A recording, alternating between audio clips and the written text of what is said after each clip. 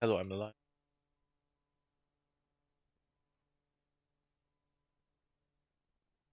No, Yeah, because we're down on the inside. I got two tempered Jin Dahads and I got one ugly. Got tempered Aquaworld and White House.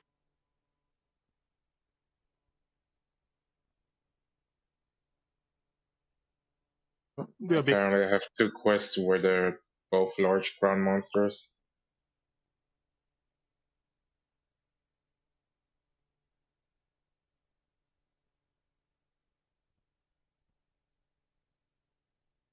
I'm gonna need that from Yeah.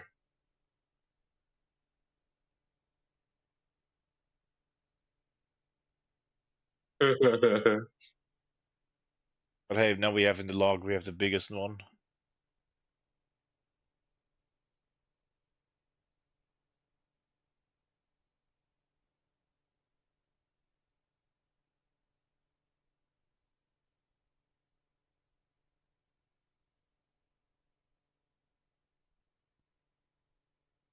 Oh, I see.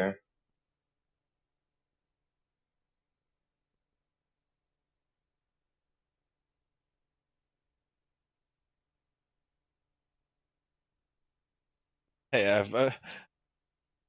uh, I like it Farquaad, I have both crowns, like the smallest and the biggest.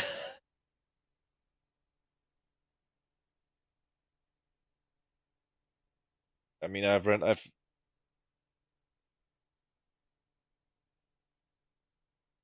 yeah.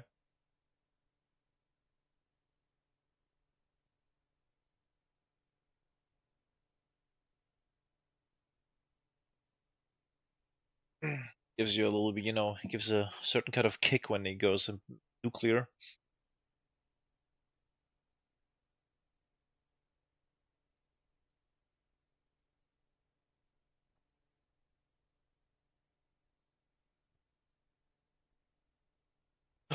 I'm a barf.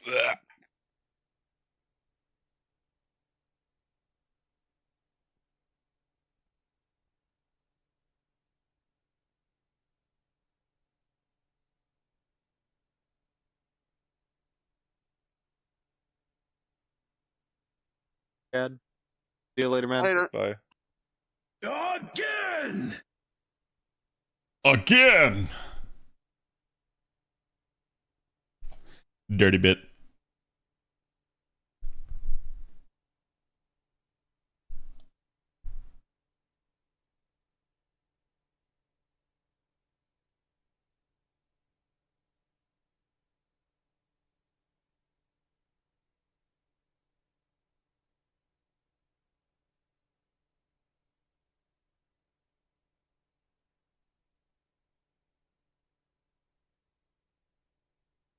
I love how Twitter keeps telling me I can promote my views to 100,000 people.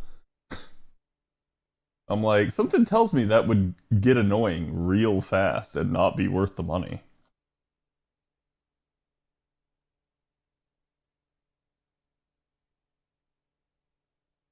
Nani?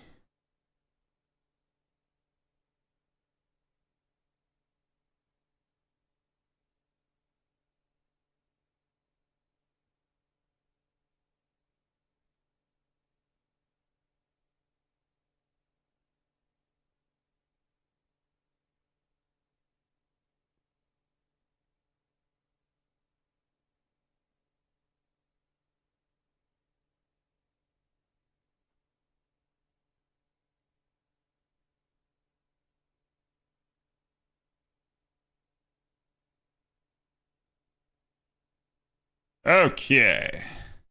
The post is live chat. Do me the favor, go give that some love.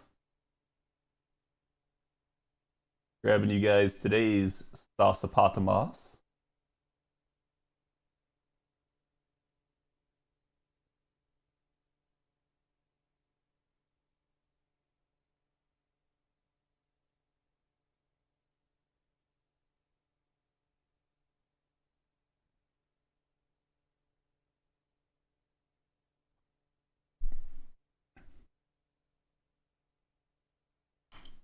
Dirty bit.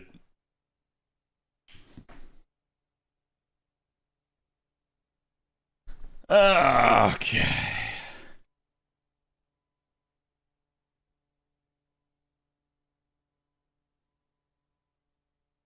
I believe that's working. Hello, everybody. How's it going?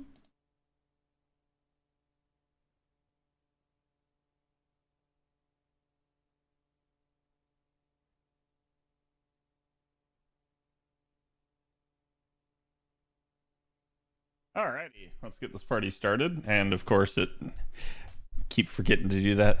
Hello, everybody. Welcome to Wednesday. It's Wednesday, my dudes. There is today's artwork. No, I did not mean to click Outlook. I'm sorry if stream lags because of that. God, you piece of garbage, Microsoft. I need to just take that off my bar. Yeah, no, go away. There you go. Now I can't accidentally press it. What is this symbol? I don't know what it is, but I'm never touching it, so get off my bar. Just gonna remove everything so that I can't accidentally touch it. Okay. Hello, everybody. Good evening. Yes. FGO kind of dead right now. Not anything going on. I have some upcoming content that I want to do with you guys, and I'll go ahead and like talk about that here. Because I don't think this is going to be a long FGO night. Literally, there is like nothing to do. It is just more of the same. We are on both servers stuck in 3-week things. I could do the CQ tonight. I don't really care. I'll probably save that for another night, and it'll just be how it'll be. But yeah, like there's just not a whole lot going on. So upcoming, y'all know we have the collab event, so I will need to record for that. We also have a lotto coming up, so I will need to record for that. And then on top of that, I would like to do probably the Mana Prism guide with you guys. That was something I was talking with Avalon about today, because I'm trying to see like what resources are available out there online, seeing if I can kind of come up with a strategy for that video, something that I think will at least make it like a little bit easier structured and easier to follow for you guys, so that you can quickly kind of get to the information that's relevant to you. So that's basically what I'm thinking about doing here. Otherwise, yeah, there's just really not anything. We don't expect anything on either server for at least 2 weeks. So I mean, we may get like some campaigns and stuff woven in here, but I'm not expecting a new servant. I'm not expecting anything other than like maybe an unexpected buff or something like that on JP. So I think everything else we pretty much just know it's just going to be how it's going to be. So in that regard, I think it's going to kind of be a pretty clear like 2 weeks here. As we know, JP is probably gearing up for Ordeal Call 4. We also know they have a collab coming up on their end, so I expect this is kind of the calm before the storm for them. So this is going to be like my recording time coming up here. Try to get ahead of this, try to get some stuff done so that I don't have to worry too much about it. Also, if you guys got MLBCs on JP, do me that favor and put that on your Oberon. To see a lot of you guys putting it on like various other characters, but I ain't seeing it on the Oberons. And Oberon is actually what I'm taking, so that I somehow, despite using a Buster comp, I am managing to use 4 units here who are not max bonded, and managing to get away with taking a support Oberon instead. So it's working for me. And normally that's somewhat difficult to pull off, but hey, it is what it is, so I'll take it. Do you think they will start with the pre-campaign for Lilum before the end of CBC? They could. It really depends, but I'm going to say I don't think that's a crazy statement, just from the standpoint of we know that the devs on NA want to kind of squish things. So I think it'd be unsurprising in the slightest if they did.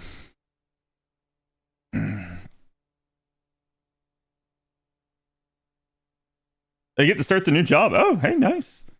Hopefully it pays well. Hopefully you enjoy it.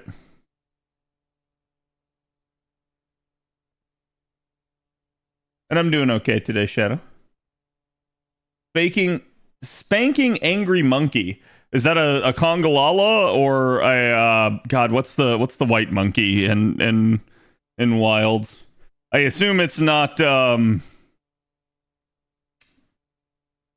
God, I assume it's not a Rajang. Ooh, Mr. Musaki, thank you for the resub. Appreciate it. I'm doing okay today. I was just talking about how there's really not a whole lot going on in FGO, so today's probably a light FGO day. But how have you been, bud? What you been up to? Tempered Congalala, I see.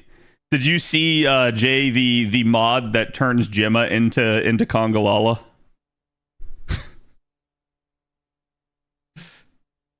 I think the Evocation Festival is coming next week. We could get that pretty soon, which again, if you guys are curious about Evocation Festival, I actually have multiple videos out on it, but the most recent one I put out is like hey, here's everything you guys need to expect, here's how to approach it, all of that. So go check out that video if you guys haven't. Considering a Draco v Tiamat video. Oh, that's going to be difficult because I think at least a good chunk of the community, like I've seen it before too, where, you know, like people just seem to be really down on Draco lately, and people are insane. I don't know any other way to say it. Like Draco is a very, very good unit. But Tiamat's a very, very good unit. So I think like a lot of people like you can do it, right? But I think a lot of people are just going to already have their mind made up on that. And I don't like, they shouldn't, right? Like they really shouldn't. I want to fight for Draco. I know like it's kind of sad, but it's like people seem to just have it in their mind that, you know, unit A bad, unit B good. And that's just all they're kind of thinking at that point. She's good. I just like Zertorius get better. Yeah, I think that's one of the weird things where when she came out on JP, obviously everybody gushed over her. Everybody thought she was amazing and she was great. And people really wanted her. And then the other issue that they had is there was that rarity. So even though you had Castoria Berserker come out, there was just this kind of like almost exclusivity to having Draco that a lot of people wanted her, a lot of people didn't have her, and it wasn't until they got that rerun banner where people could finally actually like get their hands on her again. And so I think like that also fueled it. But I'd be very curious to hear what JP's thoughts are on her now. I do think though, sorry about that. I do think JP is very like even tempered on these sorts of things though. I think JP would just sit there and tell you like, oh no, she's good. Like, and so it's one of those deals where I think the global / like American community on this stuff is way more like polarizing and way more like opinionated than the Japanese community would be.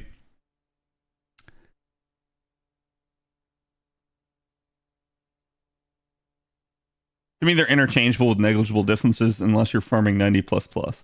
I mean, I do think there's differences. I don't know. I think it's like there are scenarios that I would really like Castoria Berserker, and there are scenarios that I'd really like Draco, right? So like I've used both. I've used them both effectively. I think people often have a tendency to overstate the issues with Draco. I think people also have a tendency to kind of overhype Castoria Berserker.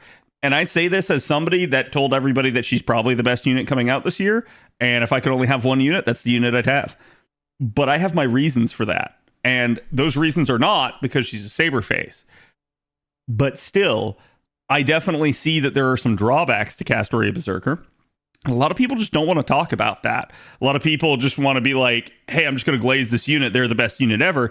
And this is why, like, to me, even with a really strong, good unit, it's more important to talk about the drawbacks.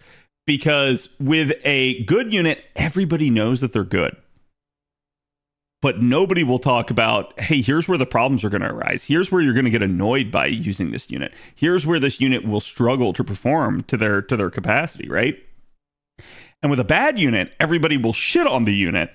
And then the unit's actually not that bad, you end up finding out. And instead it's more about like, yeah, you have to start extolling the virtues of the unit and actually praising the unit and saying like, this is where they're good, this is how you use them effectively, and that sort of stuff. So it's really weird, but it is something that I've noticed over the years that I've had to do, is I almost have to take a opposite community stance. Not to be contrarian, but in the sense of somebody's got to stump for these units. Somebody's got to allow people to see through all the bullshit that the community will often foster upon like each of these individual units.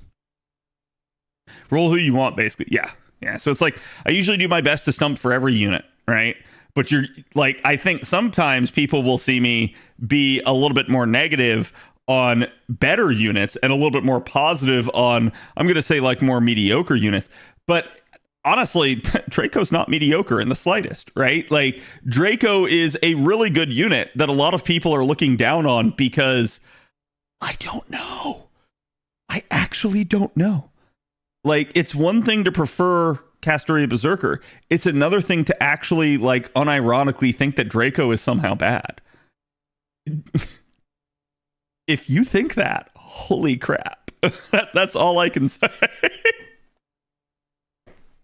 I don't understand that mentality. And it's kind of wild to me that people kind of keep pushing that.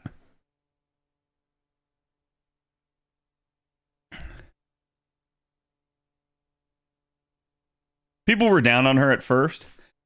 I think my initial reaction to her is the exact same problem that I still have with her. It's funny, right? Because like, I don't know how I keep managing to do that, but my initial reaction is usually like spot on for a unit. Not always, but it's usually really good. My initial reaction was, she is really freaking strong, possibly brokenly so. And that my only real issue with her is her deck. And her deck isn't that big of a problem, but it is my main issue with it. And there are ways you can remedy it. There are ways that you can use it effectively no matter what. And so, like, if we're sitting here and we're complaining that a triple buster deck is somehow bad, like, holy crap. I don't know what we're thinking at that point, right? But it is at least a concern with an arts-based unit, right? Like, when you start looking at the mix and match there, a lot of people really kind of hyperfixate on the, if NP is this, all cards should be that as well. And if it's not, there's a problem, yada, yada, yada. And I'm like, there is a problem there, but the problem is not as pronounced. And it does depend on the scenario that you're using her in. In challenge scenarios or solo environments, it's actually going to be far less of a pronounced issue. It's mostly an issue if you're trying to use her to loop in farming. And that's why it's not an issue. You really don't care. Because if you're using Draco in farming, you're using her for 1 or 2 waves max, not trying to like 3-turn with her or something else. So it's like, that's where I think people start to get like weird conceptions. And it's a good idea to understand why issues are issues and not just think, oh, this is a problem, and therefore because it's a problem, unit is bad. Every unit has their problems. For instance, there's actually an overlap problem with Castoria Berserker and Castoria. If you use Castoria Berserker's NP first, it will actually block OG Castoria's NP from landing. That is to say, you won't get scaling stacks to protect the party. Now, Castoria Berserker does have a way of dealing with this in the fact that she has overcharge baked into her kit, so she actually can sit there and throw that on Castoria herself and then put her NP first.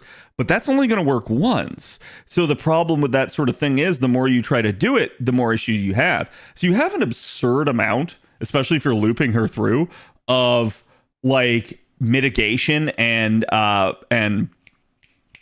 solemn defense uptime.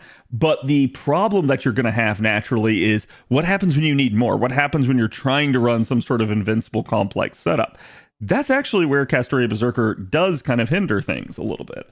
So I've pointed that out to people before, and the fact that she doesn't have any sort of scalability to that side of her kit, and the fact that the unique buff kind of fighting each other there can be a little bit of a problem. And a lot of people will brush it off, but I have run into the issue when using her, and I know it will be an issue long term. It's not a like, oh my god, the unit is so crap. Oh my god, I can't use the unit in a challenge fight. Nothing like that. But it does mean that you're going to have to play around it, and you're going to have to think about how you use it quite a bit, and it may actually hinder you at certain moments.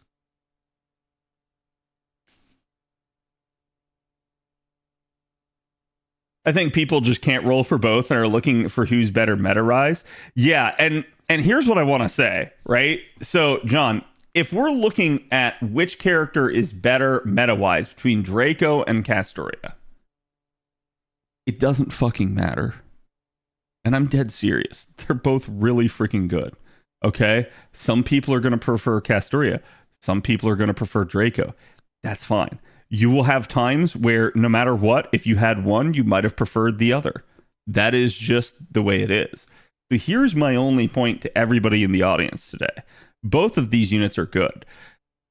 I think you can make a strong argument for one being stronger than the other, but it doesn't really matter in the grand scheme of things. You're going to be fine if you take either of those units. And the big thing to me is if you can only roll one of the units, that's a-okay. Make your choice and live with it. But don't try to justify it by shitting on the other unit. Don't try to sit there and be like, oh, I'm rolling this unit, so therefore this unit is somehow bad. No, that's not the way this game works. And I'm not saying anyone in the audience is. Just that's my lesson for people.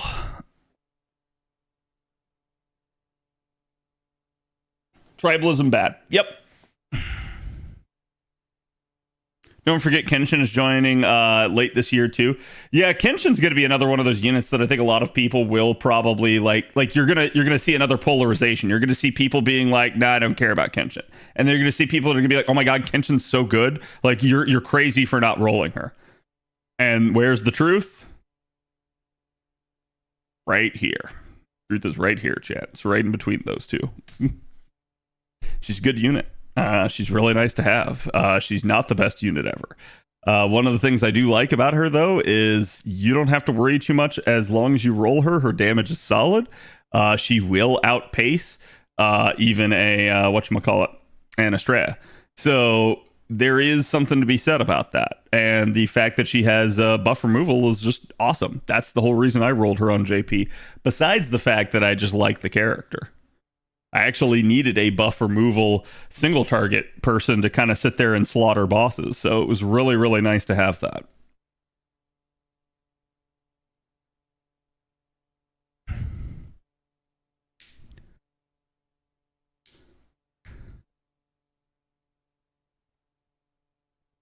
I love the look of Kenshin. So she's a roll for me. Yeah. Yeah, and I'm going to say the exact same thing. If you're worried about feeling pressured that you have to get it, if you're somebody that's like rolling around with a really strong Luvia or something like that, you don't have to. It's not a big issue. That's what I'm saying. A lot of people try to make you think like, oh man, I've got to roll this. I've got to roll that. Don't get caught up in the sensationalism. You do not. And like my advice to you guys has been, and you're not screwed if you don't do this. I feel like I need to preface this just ahead of time. So it's like, this is not a requirement.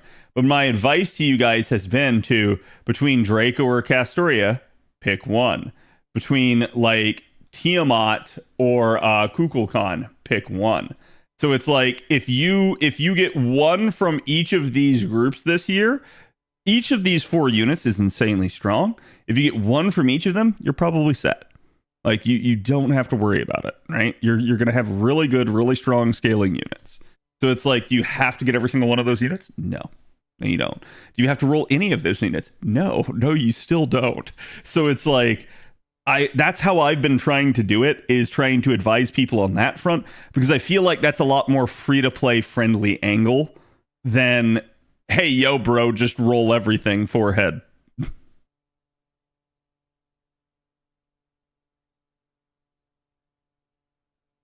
People are looking for someone to say this unit is best, the rest are bad, when a lot of them are really amazing. Yeah, and I want people to understand, okay, here's the reason that I usually won't say this unit is best. One, that changes over time. That changes all the fucking time. All it takes is one buff, and you get the Summer Ibuki situation, where everybody is screaming and screeching, what have you done? Single, you buffed Musashi too much. Like, and again, they only have themselves to blame for that. When you go so hard into believing that a unit will always be superior, will always be the one on top, it's not going to be the case. So that can change in the flash of an eye. Okay. And it's why I'm just going to say I'm hesitant to ever make such claims. And even then, I also don't want to be the person that inflicts you with buyer's remorse. Because let's be honest, it still wouldn't be my fault. It would be your fault if you had buyer's remorse. But I don't want to give you that reasoning to come in and blame me and be like, Cad, you said this unit was better than that unit. But I just watched that unit do a thing and I don't have them. And now I'm pissed. So, like, it is what it is. Okay. So it's why I won't sit there and make such claims most of the time. And I instead just take it from a more holistic standpoint of being like, hey, this unit is good, but this unit is also good. And here's how you use both of them to the best of their abilities. It's better to just teach you guys how to use the units and let you make your own choices. Because to one degree, I actually trust you with that info. I actually don't treat you like you're some troglodyte idiot. I will instead be like, nah, you're probably an adult. You can make your own choices. Like, and that's the way I've always tried to treat you guys on this channel.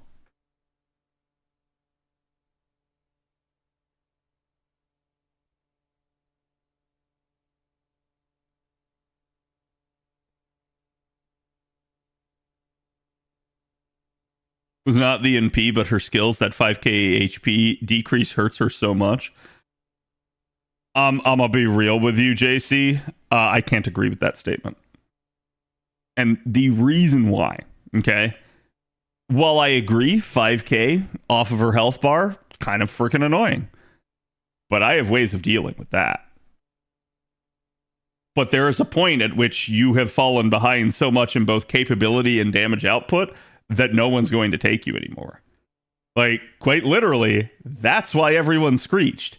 Everyone was super pissed when Ibuki got dethroned for damage, right? Because everybody was like, oh God, she's so good. Everybody should roll her. You're an idiot if you don't roll her. And it's one of those reasons where it's like, yeah, well, guess what? The devs are idiots if they keep it that way. Because they need to give you justification to roll for this other unit instead of the unit that everyone's saying to roll for, right? And yeah, it's not like Summer Ibuki's bad, but this is the problem. The community just extremely reduces everything to, if Unit A does 1001 damage and Unit B does 1000 damage, then Unit B is trash and Unit A is the best thing ever.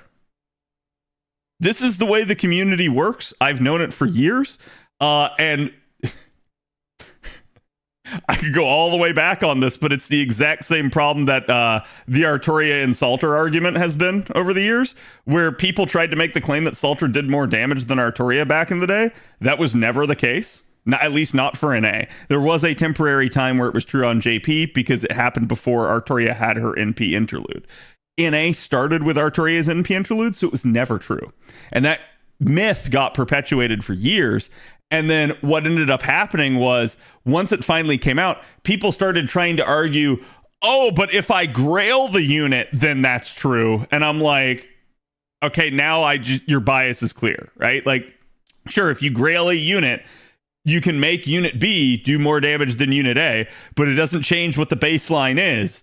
And basically, you can also do the same thing to Unit A. So, like, it's kind of a shit argument, and it kind of just shows. But it's just, that's how people are.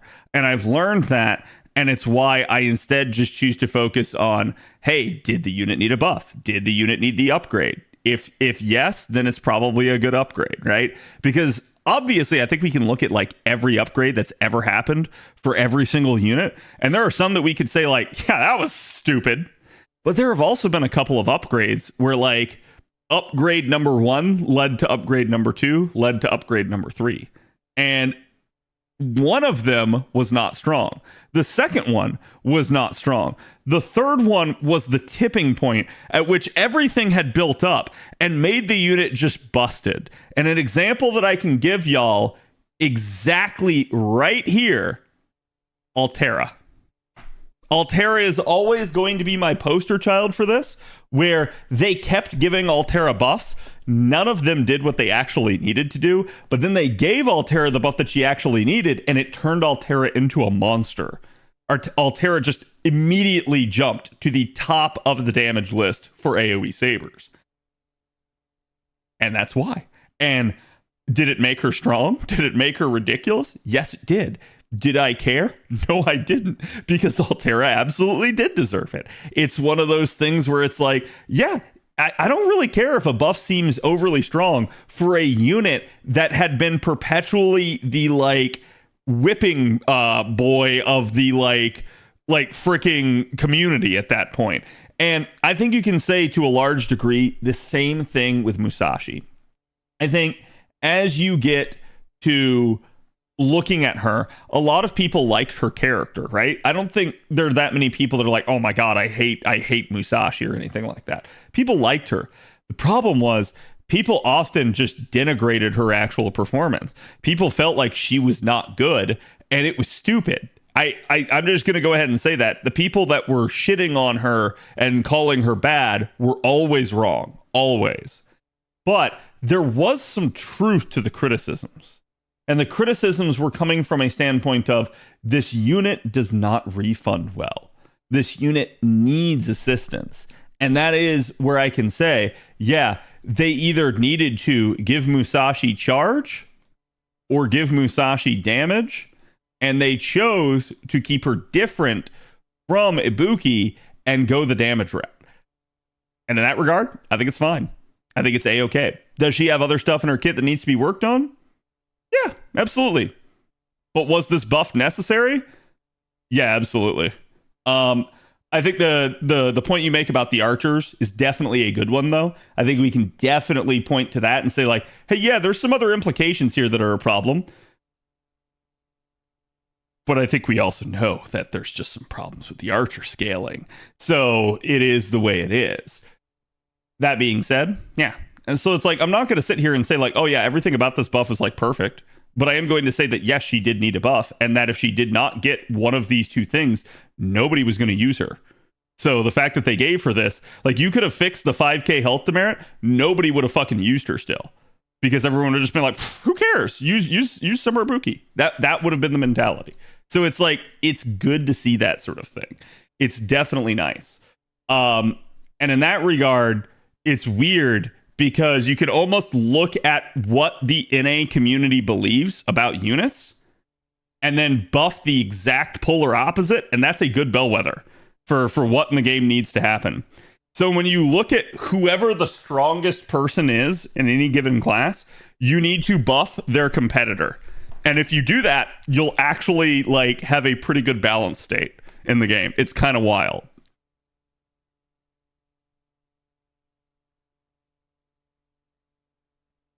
Ibuki versus Musashi is a funny rivalry. Even in appearance, they appeal to similar people. Yeah, I've never really understood the weird like tribalism on that one.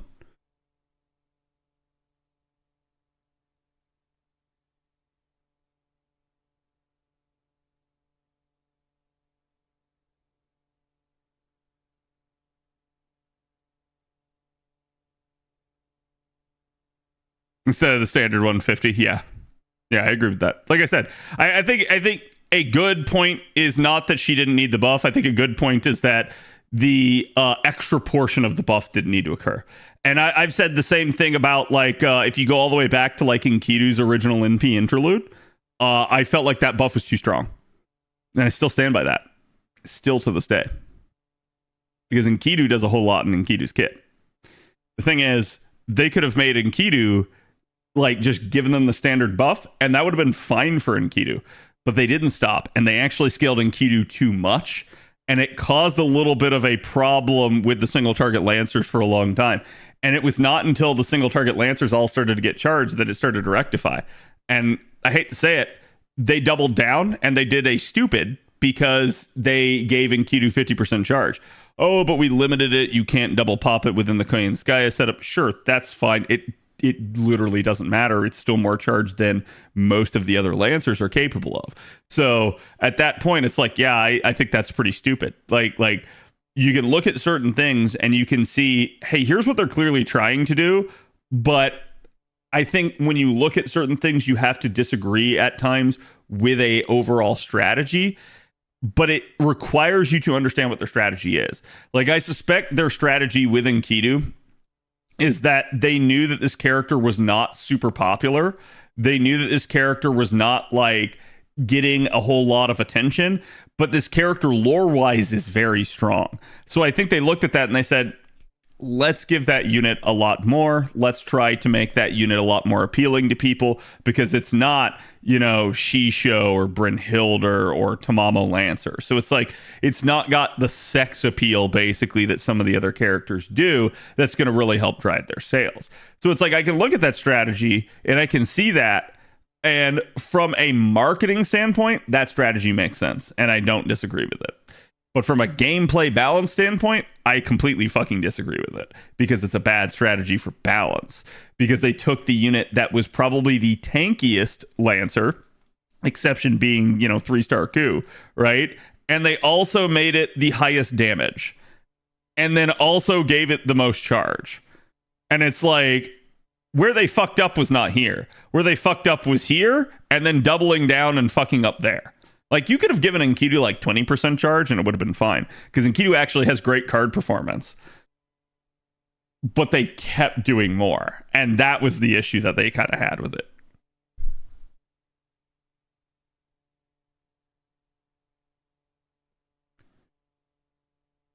I'm afraid to see the day that someone beats Melisson, someone in the community might explode. There are scenarios that you can beat Melisson. Melisson's not perpetually the strongest.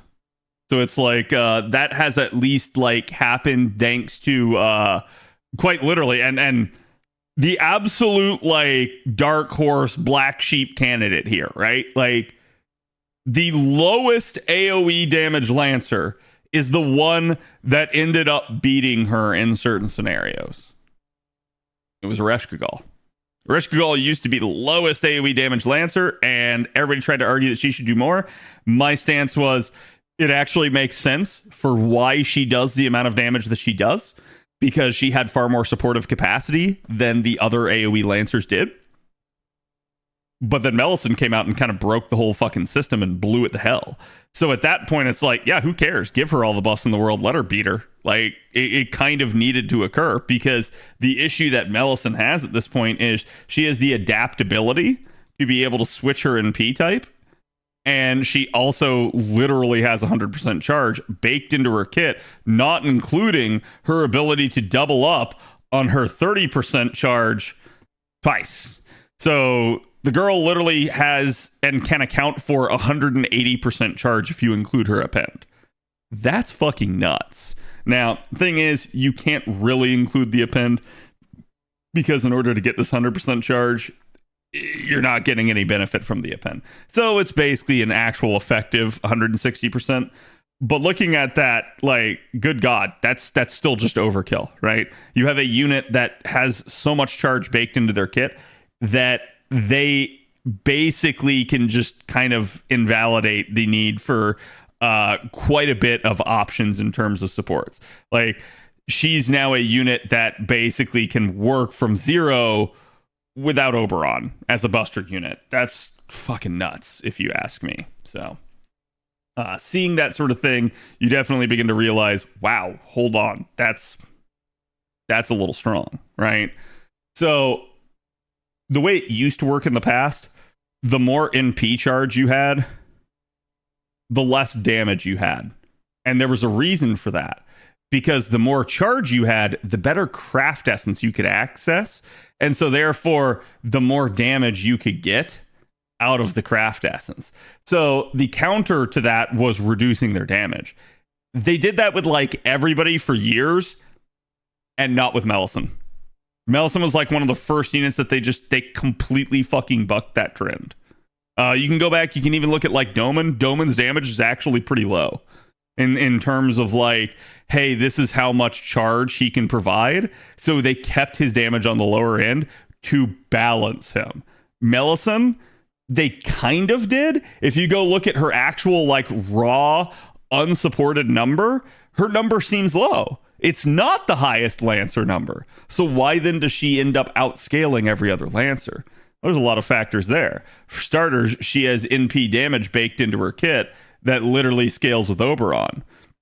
She also has a 3-turn stacking overcharge buff on her NP that means that every NP hits harder and harder and harder. And then the Oberon synergy with Black Grail means anybody that gets to touch Black Grail ends up just doing insane amounts of damage. She has all 3 of those factors. It's fucking nuts. So it's like, yeah, that's why. So in order to make somebody out damage her, it's actually not that hard, but they have to actually kind of come in and start buffing some of those units, and it needs to be a somewhat robust buff. Or the buff needs to allow the unit also to touch Black Grail. The thing is, even in those scenarios, there are some in which Melisson will still win, unless the buff is significant in another way. Mr. Two Love Trouble, thank you for the raid. Welcome. How was this war of mine? I don't know if I have it still, but I think at one point I had it on my wish list on Steam. So I'm familiar with the game, but how did you enjoy it? And guys, if you haven't ever checked out Mr. Two Love Trouble, go do so. He's a good buddy of mine. There's a struggle till I got the flow. Yeah, it's like a side scroller, right? So like, I guess what I don't know is how the actual like gameplay loop in the game goes. Like, is it kind of cinematic and story driven, or is it like kind of open world exploration in that regard? Like, is it? I guess the question is it more like Terraria, or is it? I guess like more segmented, like just a perpetual side scroller game. I'm just yelling at people for being sick. Understandable. But yeah, we were just talking about various topics, but the idea of how do you like what's going to happen when they make somebody deal more damage than Melisson. And like I said, you basically have a scenario where that can already occur. Erish Kagol can do it because of 2 things. One, her NP interlude that really helped her, and 2, the 5th append that allowed her to be able to touch Black Grail. So that allowed her to outscale in certain scenarios. But yeah, I mean, like, I'll go ahead. I'll use my waifu as the example. With Lartoria, you could give Lartoria a standard NP interlude, and Lartoria would not beat Melisson. So with a standard NP interlude, you don't win. Okay? If you add in a standard NP interlude plus overcharge, she can now touch Black Grail. Still doesn't win. Now do y'all understand why this is kind of dumb? This means for Lartoria to be able to beat Melisson, she needs a non-standard, okay? A non-standard interlude plus some sort of overcharge or charge improvement to be able to touch Black Grail. Then she will win. That's kind of fucked, right? So you guys can ask Bob, you guys can ask Avalon. I have talked with them, both of them probably several times on, hey, like the Lartoria subject. I think they know. I just every once in a while I get a bug up my butt and I start like trying to like figure out how to like perfectly do something if I get an idea. And so I'll sit there and I'll be like, hey, can you run these numbers? Like what would this look like? So yeah, that's been the conclusion at this point is the factor to beating Melisson requires the ability to touch Black Grail plus a significant damage boost, probably in a non-standard way for almost every single Lancer out there. That's the only way you beat Mel. Because most of them don't have scaling overcharges. So Melisson will still win. I think in Lartoria's case, if you have the standard interlude plus overcharge, so that means you get to touch Black Grail, this doesn't win, but technically it can. It can win if you have, I think it's both niches for her in play. So that's chaotic and evil. So if that's in play, then this wins. But I'm okay with like, hey, the unit, you know, like sometimes wins. I think that's better than like having somebody that's just like, oh, they're always better. They're always yada, yada, yada. But I'm going to say again, Melisson probably should deal the least damage of the AoE Lancers. And it sucks, but it's true because, like I said, you have way too much charge. And you have way too much adaptability in the fact that she can shift what her NP type is. So that's a hard argument to make, to be like, oh yeah, balance wise, this unit should somehow be stronger than the others. It's like, no, that unit should probably be weaker. They should be a jack of all, master of none, rather than a master of all. Before the Ereshkigal buff, Lalter was the second most damaging Lancer after Melisson. Yeah, Lalter's actually been pretty well taken care of. Just use Summer Kuro. She solves all the problems. Yeah, see, and I like the way you think. There's just a problem. You can't really argue for a third party to be the solution. Why? Chat, does anyone know why you can't argue for this to be the solution? Because nowhere when you go to use that third party does it specify that Melisson can't do it too, right? So it's the same argument as like, okay, here's the difference between Artoria and Salter, right? And then being like, oh, but I can Grail Salter. It's like, okay, that's a shit argument because I can Grail Artoria. So it's like, so it doesn't freaking matter, right? Like when you're sitting there trying to make an argument and being like, oh, we'll just use this with this unit. Okay, but you can also just do that with the other one as well. So it gets weird. It gets kind of dumb. Surely she got an anti-Melu passive. That's what they need to do. They need to go back in. They need to retroactively buff Summer Kuro and give her a new passive that states that if she is ever in the party with Melisson, Melisson somehow deals 100% less damage. It's like the Oberon and Merlin problem on steroids.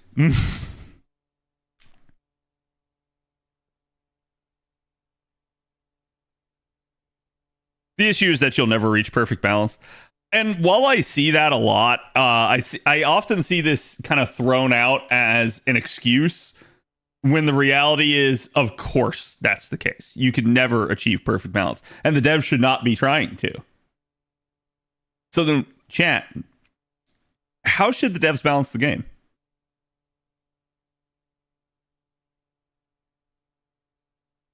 This is my trick question. How should the devs balance the game? If you were the dev in charge of this game, what would you do? And ask yourself, what are the devs' goals when balancing the game? Why do the FGO devs do buffs to units when so many other gacha games don't?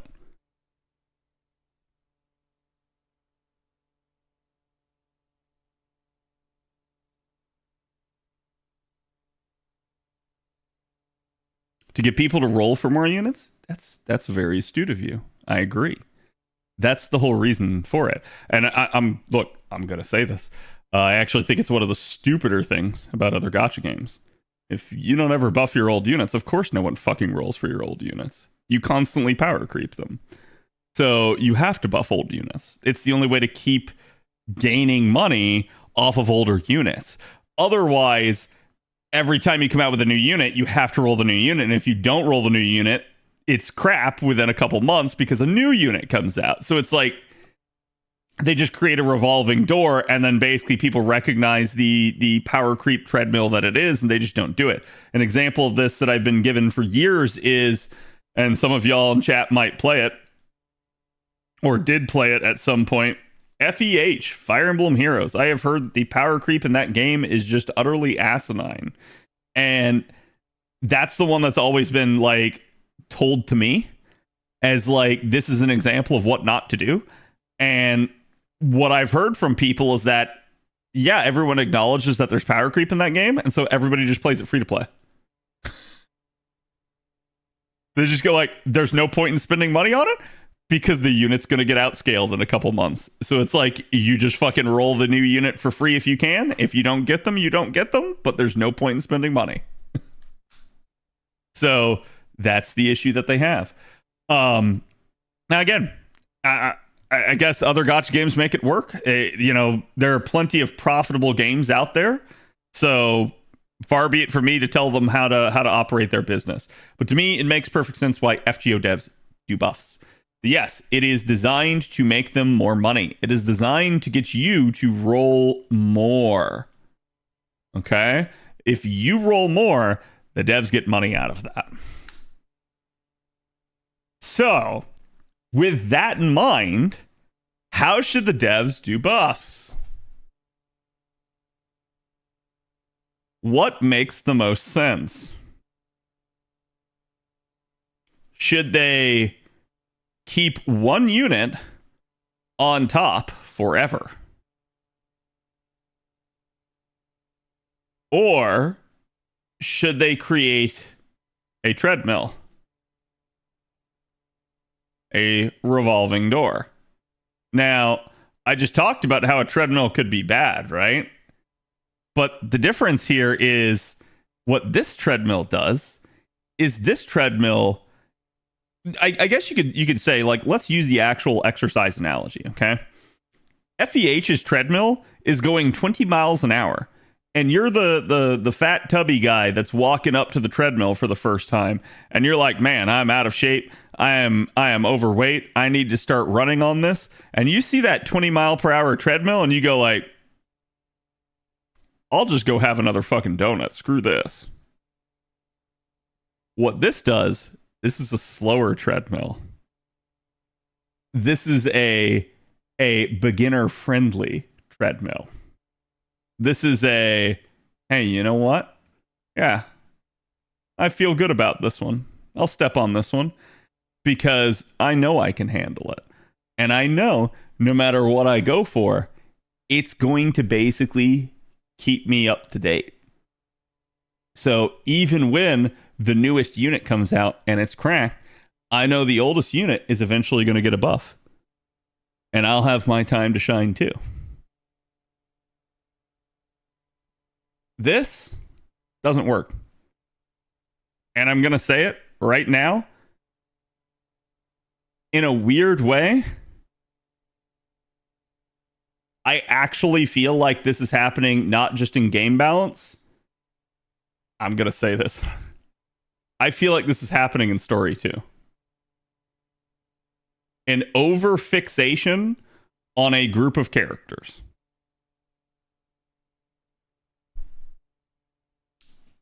So, when you operate like this, I think this erodes player enthusiasm for your game. I think this makes players less likely to participate in future stories, future events, future gotchas, you name it. I think when you hyperfixate like this on one group or one unit the whole fucking time, why should anyone do anything else? And what you're left with at the end of that is a bunch of people that have rolled that unit that is super good, super amazing.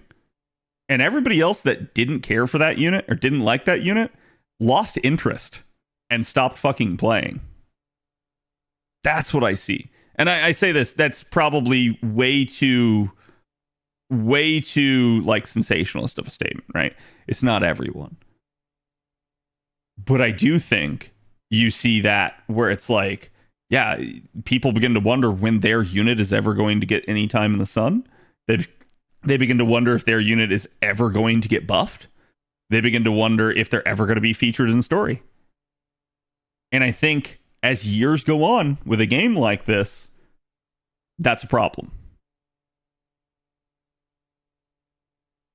So, like, to every Mellison fan, to every Tiamat fan, right? I could go down the list naming each one of the really, really strong units that has kind of been there for a while. It's great for you. But to literally everybody else that does not care for those units, it fucking sucks. That's why you have to have the treadmill. We also see this in live service balance for like PvP games. There is a reason that they will create a treadmill where like, oh, this season, this unit's really strong. And then the next season, it's different. And that's exactly why. Because if they keep one fucking group always strong, everyone's either going to play that group or they're just not going to fucking play. It's natural human reaction. So I think like that's just psychology 101. So watching that happen over time, I think is one of the failings of the devs. Now I'm going to say this. If this were another game run by a different group of people, I would believe it's because the devs are fucking idiots. In FGO's case, I don't think it's because they're idiots. In FGO's case, I think it's because they are driven by this and not by this. I mean, I'm going to say this. They still want this, right? Let's just be clear. But I think a large chunk of their unit design and like future upgrade decisions are based off of this. And that is for better or worse. And the problem is, at this point, I think it is for worse. I think they need to start like checking themselves and being like, hey, Nasu, I know you really want this unit to be strong, but holy shit, this other unit is dead in a ditch on the side of the road 50 miles from here. They're not even close, okay? But we can smell the cadaver stink all the way from there. It's time to do something. Like, it's at that point where, yeah, there are some units that are just, they're that freaking left behind. They gotta get something. They got to. Because if you're a fan of that unit, if that's your waifu, your husbando, if that is your grailed unit, and you can grail them, and they still don't even freaking touch the numbers of the higher end unit, holy shit. I don't blame anybody for being upset about that. And I think, like, if you look at it with regards to, like, a rarity argument, and you say, like, okay, but this unit has, like we're looking at comparing a 3-star to a 5-star. Sure, I get that, like, the numbers are not going to be comparable, right? But I think when you're looking in the same rarity, that starts to get a really hard argument to make. Like, how do you, in good conscience, go like, oh yeah, I have completely grailed this unit to 120. Somehow, they're doing less damage than that other generic level 90 same rarity unit, right? Like, I don't know. I don't think that's a good place to be in. I think that's something that needs to get looked at. Are you ready for JP's next month of likely OC4 into the collab? Oh, you just got here, didn't you?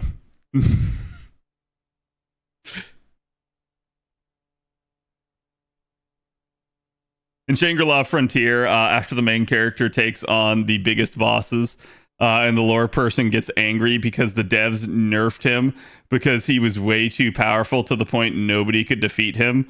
And the dev leader is like, we can't make the boss this powerful or else nobody would continue playing the game. Yeah.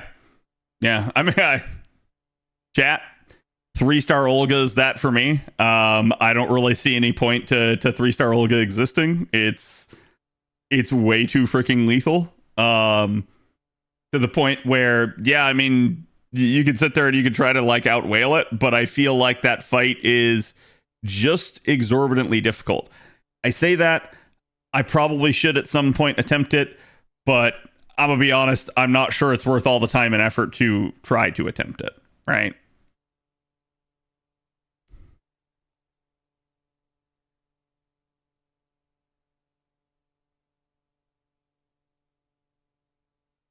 I think Type Moon writers keep forcing the devs to feature their favorites, to be honest. That's an interesting idea. I mean, like, from everything we understand, Type Moon is who dictates both lore and balance. And we know this from old interviews. So, like, most people would think it's just the top one, but it's actually also the bottom one here too. And that to me is like what's kind of crazy. I feel like what should happen and what probably does happen are polar opposites. So what should happen is the devs should approach Type Moon and say, hey, Unit A needs a buff. What do you think about this buff from a lore perspective? That's the way that should flow. What instead seems to happen is Type Moon tells the devs, hey, we think this is a good time to buff this unit. I can't argue with buffing a unit when it's appropriate to. Like, oh, they're featured in an event. Oh, they're getting, like a focus in the actual story. Let's buff them. That's fine. There's nothing wrong with that. The problem is that naturally misses a good chunk of the 400 plus unit roster, right? Like, not everybody is very frequently featured. So units are going to get perpetually left behind at that point, and other units are going to get perpetually featured and perpetually buffed if that were the case. So that's always going to have some issues, right? And this is interesting because that is what the actual strengthening quests and campaigns used to be about. Have y'all noticed we don't really get strengthening campaigns anymore? Like, we get a buff every once in a while during an event or when we get a banner, but we don't get strengthening campaigns anymore. We don't get interlude campaigns anymore, really. That's the problem. The purpose that these things served was as an in-between, as a, it's not your time, and it hasn't been your time, and it might not still be your time for a while, so we're going to buff you.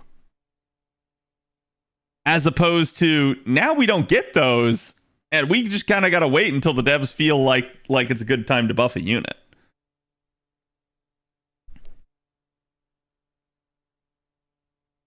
FGO buff due to Sealing Stone destroyed win? Maybe.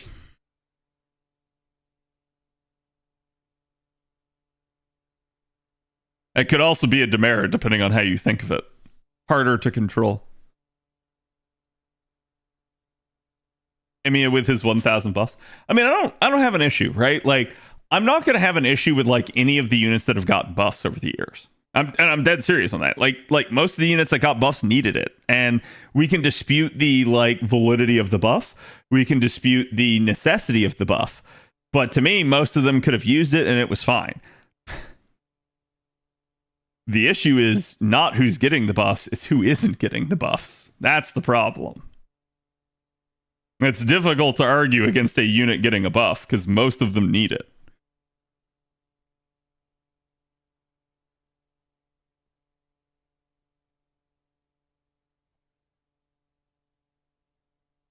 When is buff o'clock? Yep. And like, I'll give you guys an example of this, okay? I will give you an absolute example of this.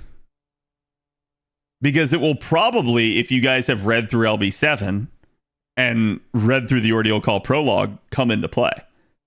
Anastasia. Anastasia is probably going to be featured again in story at some point. But look how long Lost Belt went. And look how long they were going to go without giving her any buff. And it was getting ridiculous. And not only did they buff her once, they had to buff her again after buffing her once. So, I think when you start to see that sort of thing, you start to see that's where the cracks actually form in their strategy. That's where, like, hey, yeah, I get what you're trying to do. It's not working. It's not working well enough. You need that, like, safety valve. You need something to try and pick up the things you missed. Because it's a problem.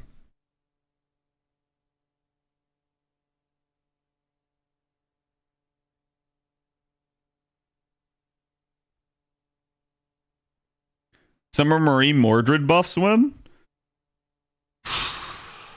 God, you buff Summer Mordred, it's going to have to be in the damage department. And if you buff Summer Mordred's damage,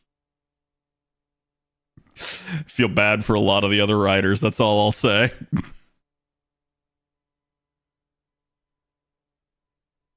I mean, to be fair, though, Habitrot exists. So there's already that problem. You're just adding to the existing problem.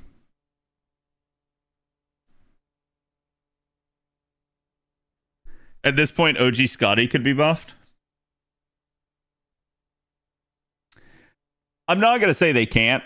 I'm going to say, and this is the exact logic I've used on people for a while now.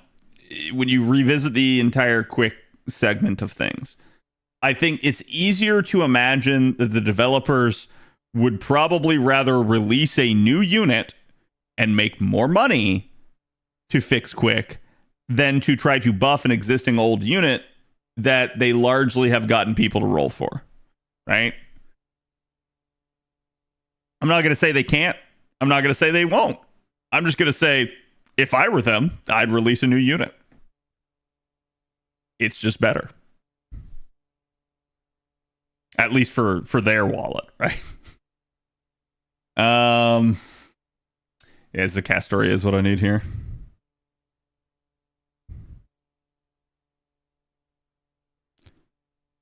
Serpo would be monstrous if she did more. Yep.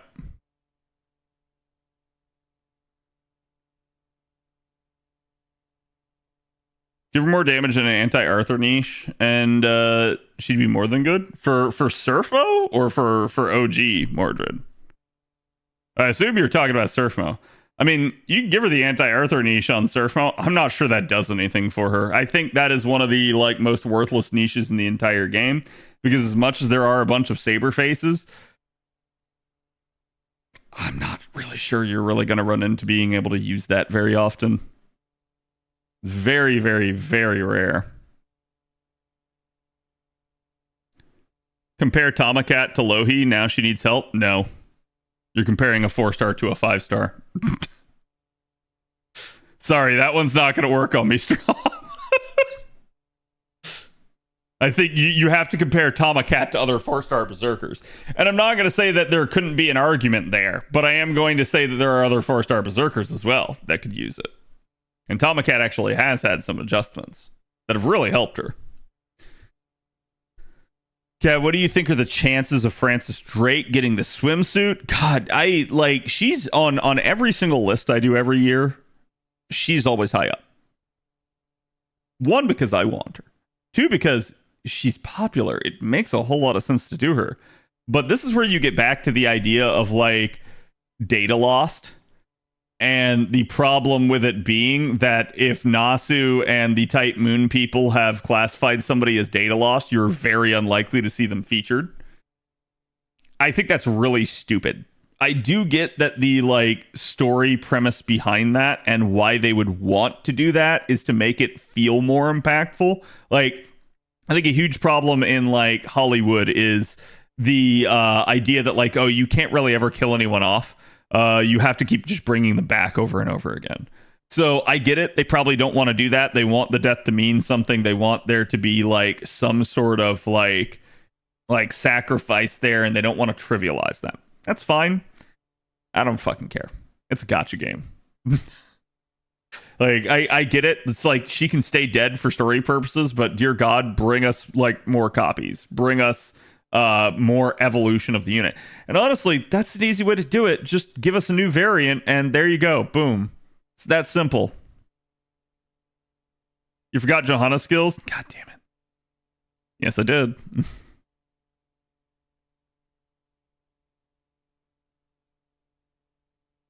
I mean, what are you talking about? I didn't forget Johanna's skills.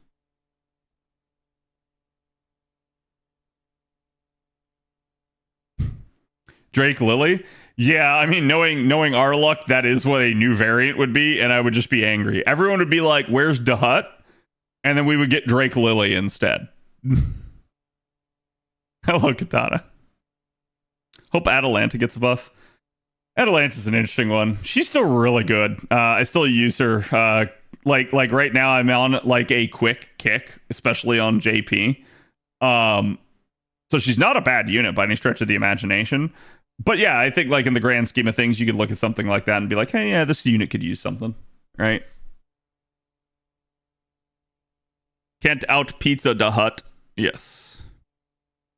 Can Zerkalot get a buff so he has more than one skill? I mean, he technically has two.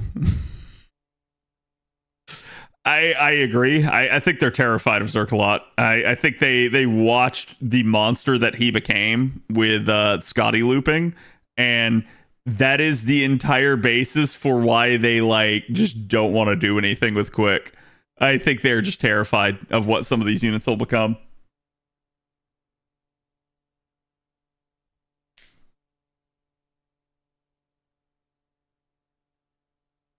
Make her first skill 3 turn and Atalanta's fine. Yeah, honestly, that'd probably be a really nice upgrade for her. It'd just be a good quality of life. Am I filtered just to the 3 stars? No, I'm filtered to MLP of everything. Damn, y'all didn't roll, did you? I can't fault you, right? Like it's Chaldea boys. Some people do, some people don't. It's just funny because like I'm sitting here and I'm like, I'm just looking for a Castoria with any MLBC. Can't find it. Like, well, okay. It'd be what it'd be. Draco's too soon? Yeah. Wait, what do you mean? None of you are allowed to roll Draco. We just got done with that talk earlier. Surely you're not rolling her, right, chat?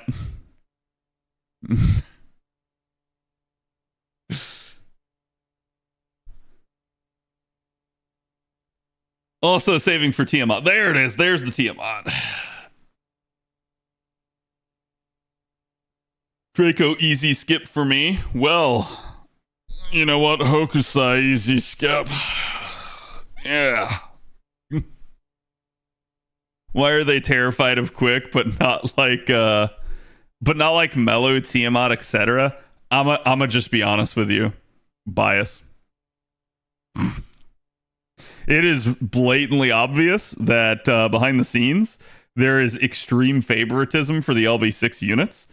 I don't know any other way to describe it other than that. Like we can just point to the interview that that Mr. 2 gave talking about the costs of developing units, and the example that he used was Melisson, and he talked about all of the extra shit they did for Melisson, and then they were like, yeah, this is why it's so expensive to develop units now. And I'm like, nobody asked you to do that. Nobody forced you to do it. So somebody behind the scenes went the extra mile with that unit, and it's pretty clear. Like, there was some desire to do so, right? X easy skip, not Y 5 head, yes. I just want to try for Proto Merlin. Go for it. Anime Japan is coming in March. What do you think we can expect? I think you can expect a new episode of Strange Fake. Oh god, I hate that, but I'm gonna keep mocking it at this point until they actually fix something like that. I got a copy of Bedivere, Castor Coup, Asclepius, Castor Jills, Ezo, Asclepius again. Chaldea Boys Gotcha is good for hard to get silver units. It actually is, yeah. I mean, the same thing could be said a little bit of Valentine's Day. Like, usually your story locks and stuff like that, and even some rare or limited, like low stars and stuff where you're just not going to see them. Great time to get them because they're always in the pool. New episode every 5 years, maybe, yeah. a new episode 2 will come out when the next light novel volume comes out. Honestly, I think Narita said he's gonna finish it, so I don't know when that's supposed to be, but nope, almost did it again. Pop everything.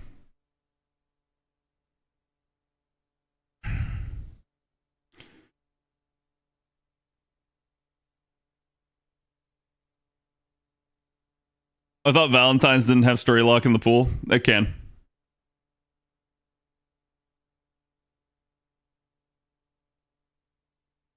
They completely forgot about the Strange Fake anime. Yeah, it's like, at this point, my only hope for Strange Fake, I don't care when it comes out. I just hope they release it like a normal anime and that like it gets a slot, it debuts, and it comes out episode by episode. That's all I hope for it. I hope for nothing else. The reason why is because if they try to do it any other way, it will flop. Any other way. Like, the Fate fans will watch it. That's fine. You're not going to get anybody outside of the Fate fandom to watch it. Now, why did I do that? I shouldn't have done that. What does story lock mean? So, story lock means that you have like your normal units that are permanently available. You have your limited units that are only available when a banner for them rolls around. And then you have story lock, which are a hybrid in between. Story lock is if you have completed the story up to the point to unlock them, they will appear in the story banner after that point and other limited banners, though you can technically get them always in other limited banners, so you don't have to have had the story done. So for the purposes of most people, story lock is it's another classification, but it may as well just mean limited, because that's how most people treat it, because nobody wants to roll the story banner.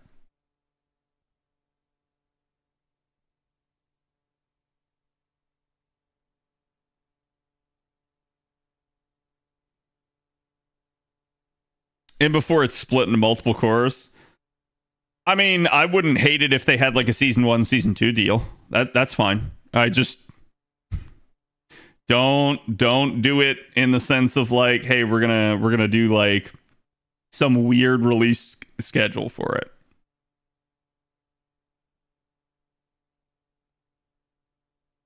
Using this comp but with double Castoria? Yeah, my Squirtray is a little strong. So that's why I can get away with less. And I'm definitely grateful for it because I get to use Reigns instead.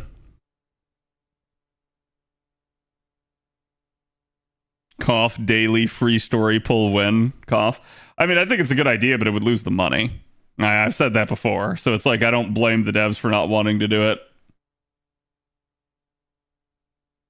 Honestly, just get rid of the story banner if they don't plan to offer ways to summon on the story banner. You're asking them to do things. That's just more work. Why should they do things? Actually, do we have the CQ on JP? We do.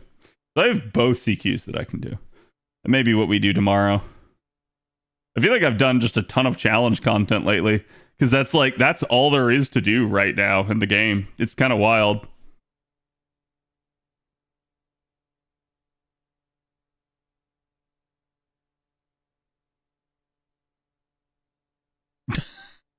Wait a minute, one of these is not like the other. God, there is a crap ton of banners right now. Holy shit.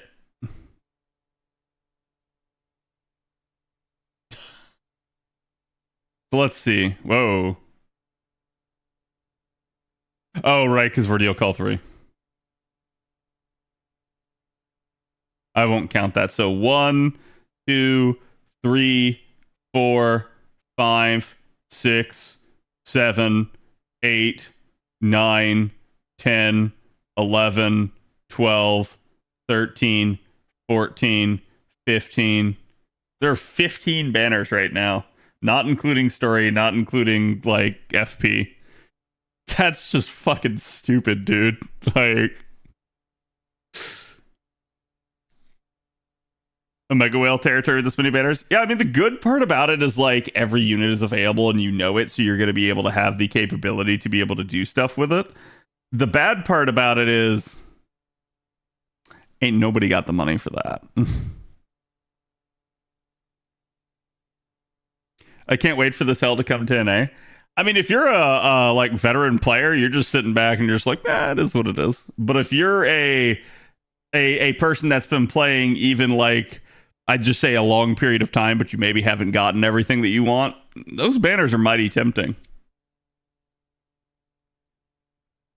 Was Musashi Saber available during the Saber campaign? I don't remember.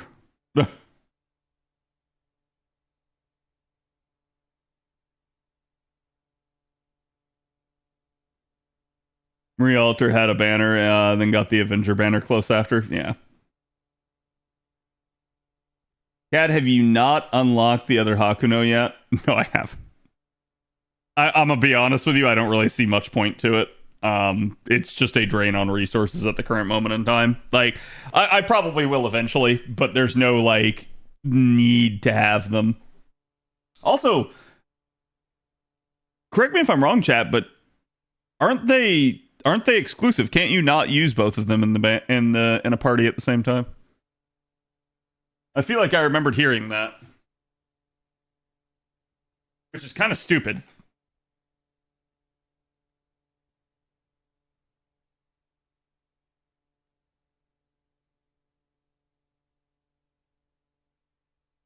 You can use both via support. Wait. So you mean like I can bring the female and take the male on support?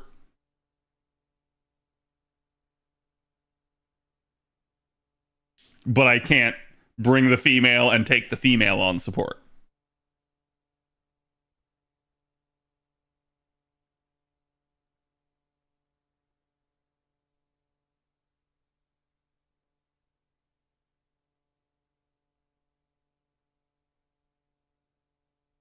Oh yeah, masked. It was one of those buffs where I'm like, man, she didn't really need this, but well, you're gonna give it to her, sure, I'll take it. Which makes her stronger. No, like you can't bring your own male and own female at the same time. Okay, that's just weird. But like, sure, I guess. However they want to handle that. Are the bond levels separate though? Yeah, they should be. Because that's the way it works with the Mecha Ellies. They're the same, but technically different. And so I'm sure it's the same for them.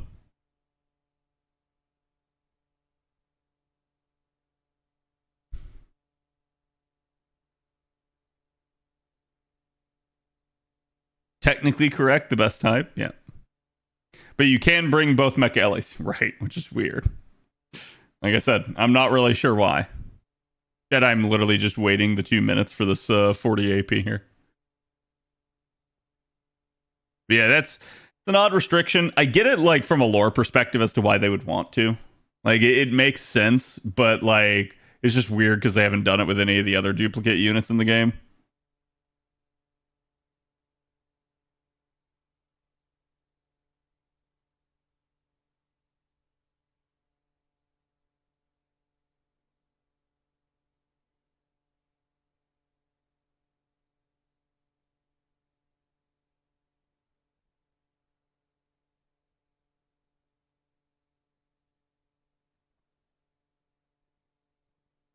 It meant they should have different classes on Raid Up.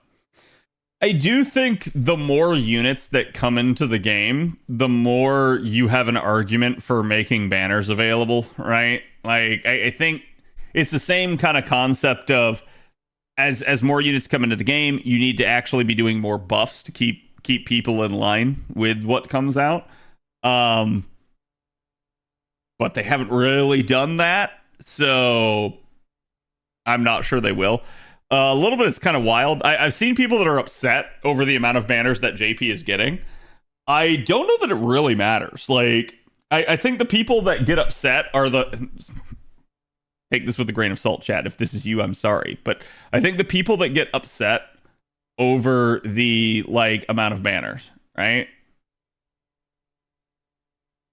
I think are people that have no self-control. I think that's all it is. It's like they were the type of people that like they just YOLO'd every banner. And now that there's so many banners, they're like, I can't YOLO all of that.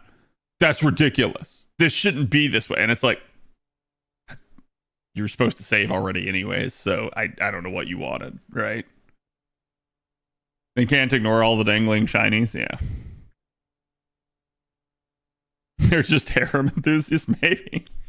Well, I mean, like, having more banners in the game does not hurt anyone. The devs are going to make the amount of money that they made. And I did say, like, what's interesting about this is during this, like, 3-month period here where we'll be getting every single banner, we will actually get kind of a 3-month snapshot of the theoretical maximum that FGO can make. Why do I say that? Because every single banner in the game is going to be there. Like, every single unit that has been released. So this is a snapshot of, hey, did you need this unit? Did you want this unit? You can roll this unit. So there's obviously going to be the timeliness factor and like how much currency is available, but it is going to gauge the relative interest level and amount of money that they can produce on demand from their player base.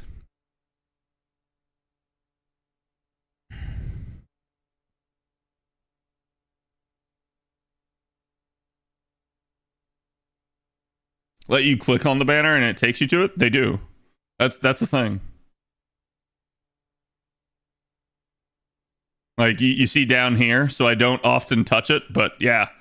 Like you can just actually just be like, boom, I want to jump to this one. Or boom, I want to jump to this one. So like it is a thing. You can also pull this up and be like, boom. So they actually do have the capability to do that.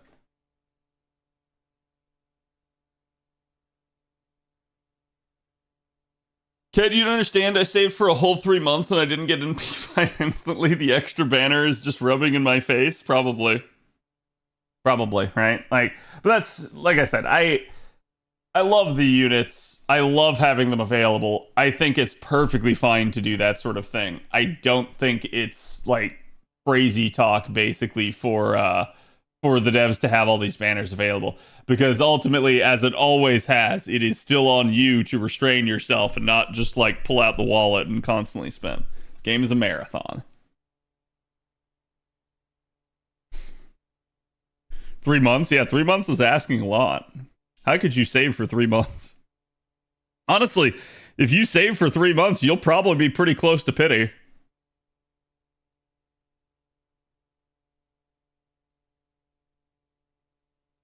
Wait, what did I do? Oh, crap. I probably shouldn't have done that, but whatever.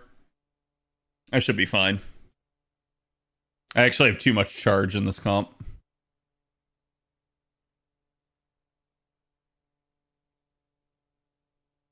Running a 5-star banners, does it also include every 4-star as well? No.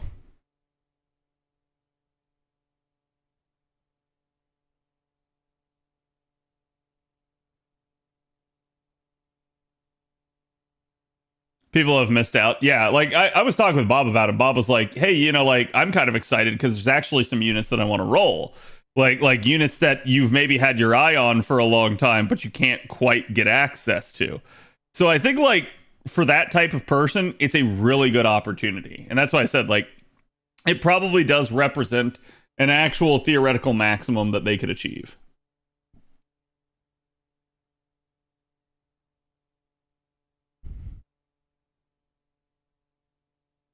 I've been saving ever since the Ayoko and Seal banner popped up. Yeah.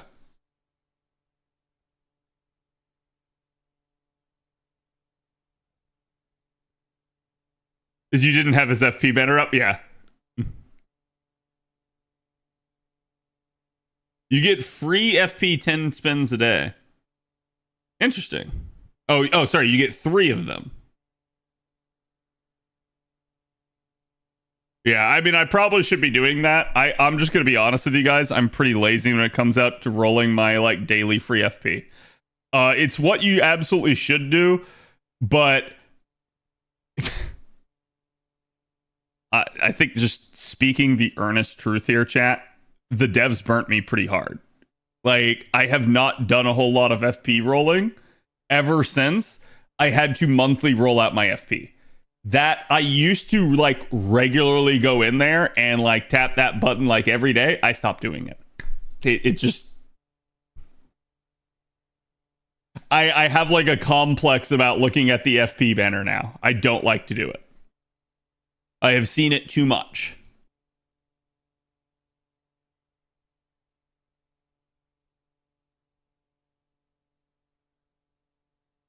I have a feeling I'm going to like Tiamat and Draco in their story. You probably will. It's almost like the devs try to find a way to hook you, right?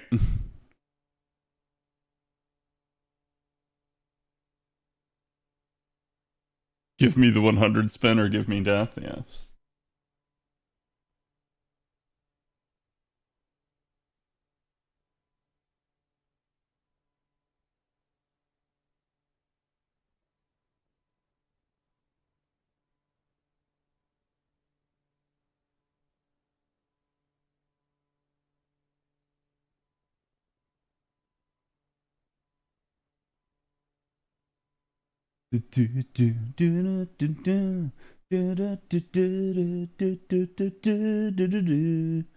Okay, chat. I am going to go ahead and say FGO kind of done for the night. Like I said, I only have the CQs to do. I'll probably do them with you guys tomorrow. We're going to switch over to some Monster Hunter. I'm going to be hunting a raid boss called Jin Dahaad. If you guys have never seen him, he is a spicy boy. And then today we got out the Earth Olga fight on YouTube. Tomorrow, I'm not sure. I think it may be Advanced Quest fights. And then, like I said, I'm probably going to be recording later this week.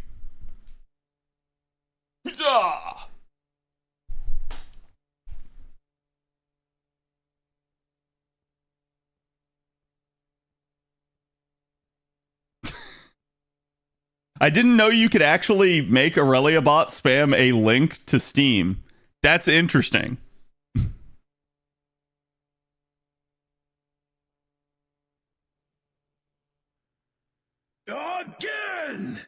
Again, chat. Jin is probably my second favorite Apex. Hello, Burning. Again.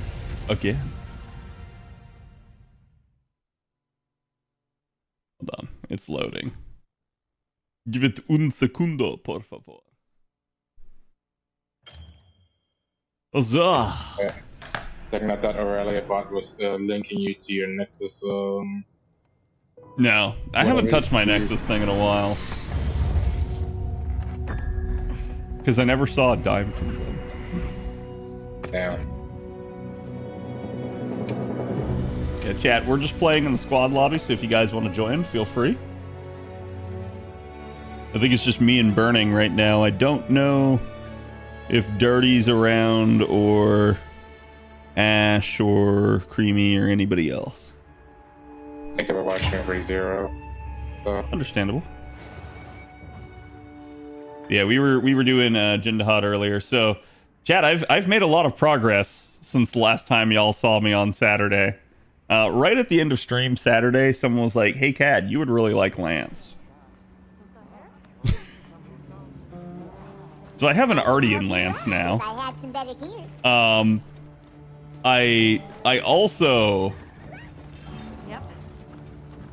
I also have another loadout, which I call the Great Horny. So I have me so horny. This is my hunting horn loadout. I have Lancelot. This is my Lance loadout. I have Horny Poke. This is a Lance and hunting horn loadout. And then I have the Great Horny. And the Great Horny, actually I'm not going to switch to it, but the Great Horny is Greatsword. The reason I'm not going to switch to it is because I actually probably need to upgrade this.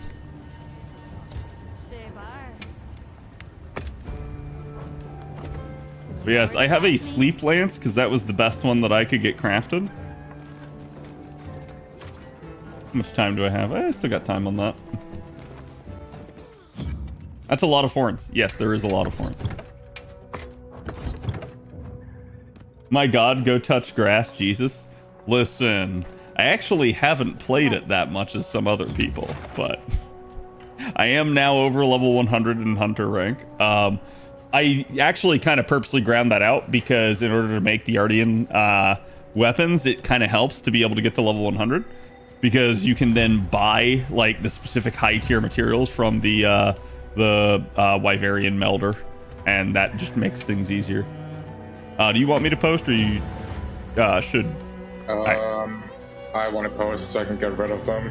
Okay, that's fine. Yeah, you're probably more full than I am because you can have like what, like 100 investigations. I have like, we can have 50, and I have already 50.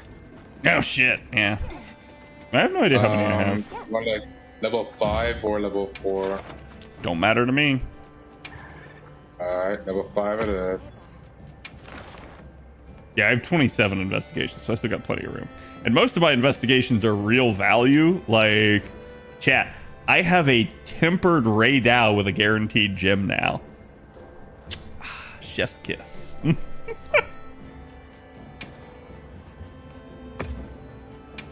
posted it already. Yep.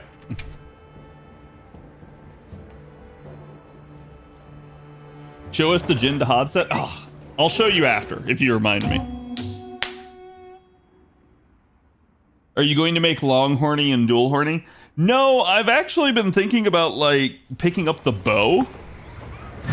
And I already know hammer, so that's, like, hammer's easy to me. Hold on.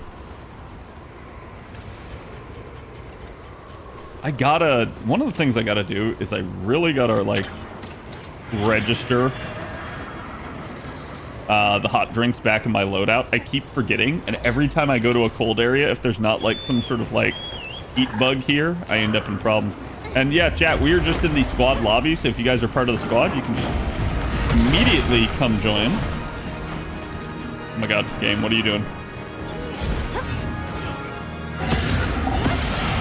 Oh wow, immediate breath. He didn't do that at all to me last time. I'm surprised he has lag on me. He is.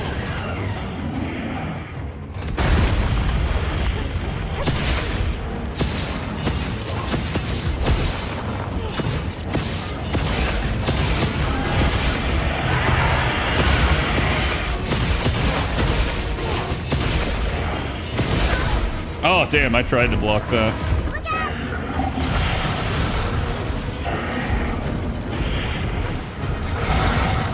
Jesus, dude.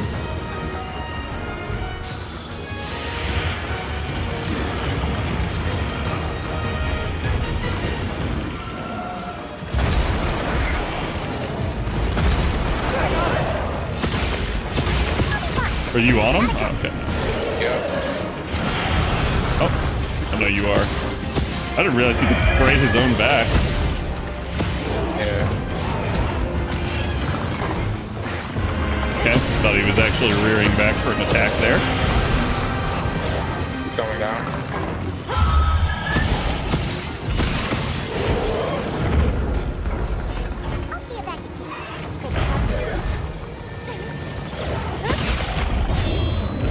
Oh, he's asleep. Yep.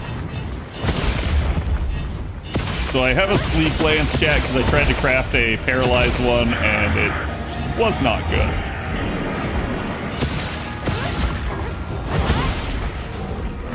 Oh my god, bro, I cannot see. Oh, okay, he's leaving. I was like, where is he going?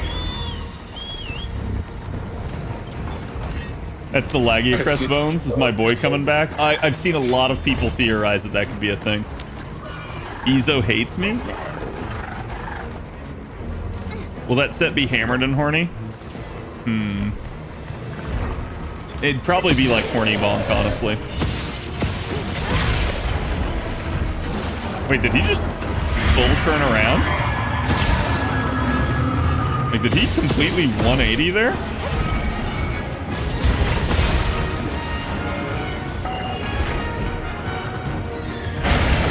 Ah! Get blocked, bitch! And that's one of the reasons that this shit's good. I'm sorry, wait, what? There can be other monsters in here? Yeah, I hear zombies respawning this map. Just for the area. Will they aggro us or just Jin Dahaad? Just go down.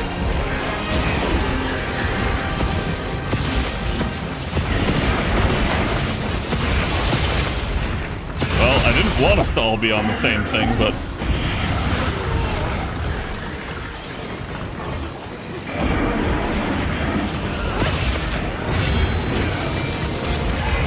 Oh my god, dude.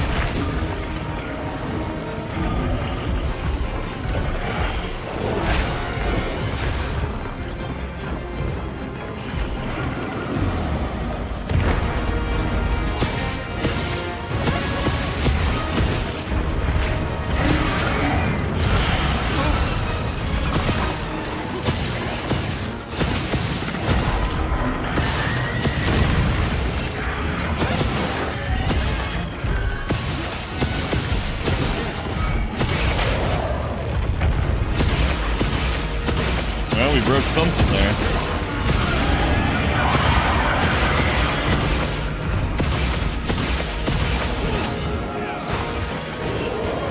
Oh, he fell.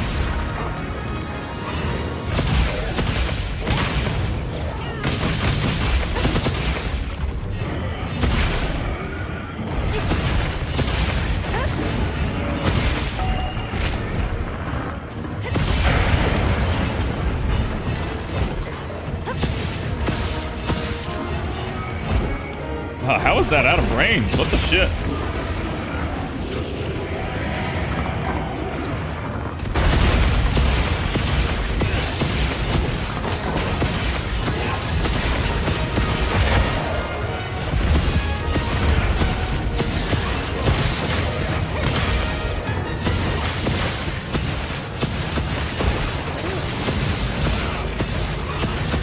Whenever he falls on his side like that, you're supposed to damage his spines. You deal more damage to them. I'm just caught underneath him. That tail's got to be getting close.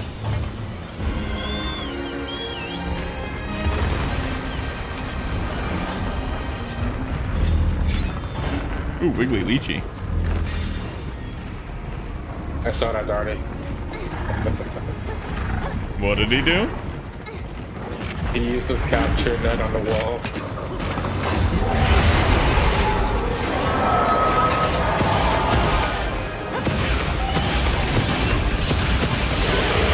Oh, damn. What the shit was that? He didn't do the animation for that. He cheated.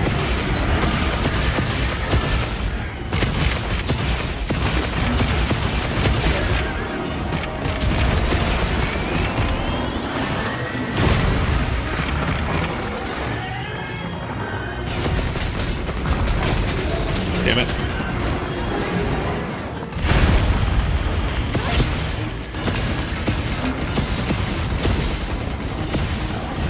Oh, he's sleeping.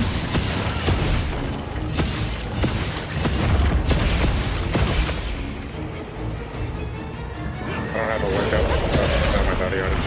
I mean, Dirty just was hitting him. Tail broken. Yeah. Rose on his side. Tickling his toes. Are there already mods with Walter? Oh, there are already mods. Okay, sweet. I was gonna say, I was like, I don't know. But yeah, if you're telling me there are, great. His tail's got a wound. Yeah. Oh shit, I probably should not be carving that. Run away! I didn't realize we were already in this area.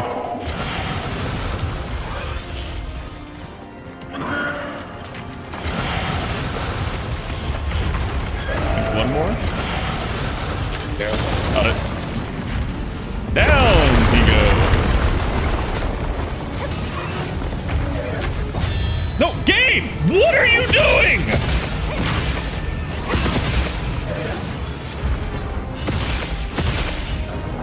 Oh my god, dude.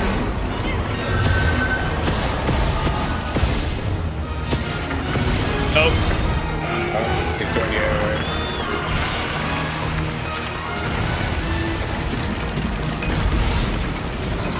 I got behind one here, but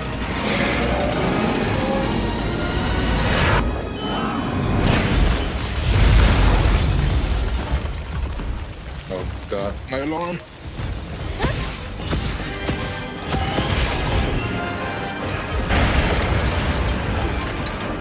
Jesus. Well, that's cheap.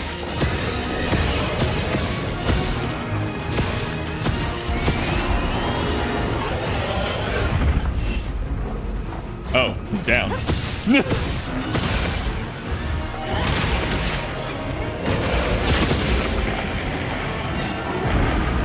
Missed me with that shit. Your little nub can't hit me.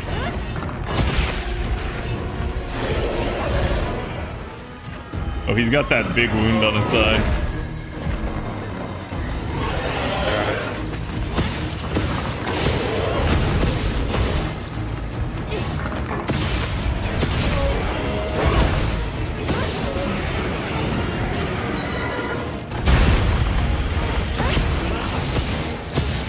Gotta tank some of those hits.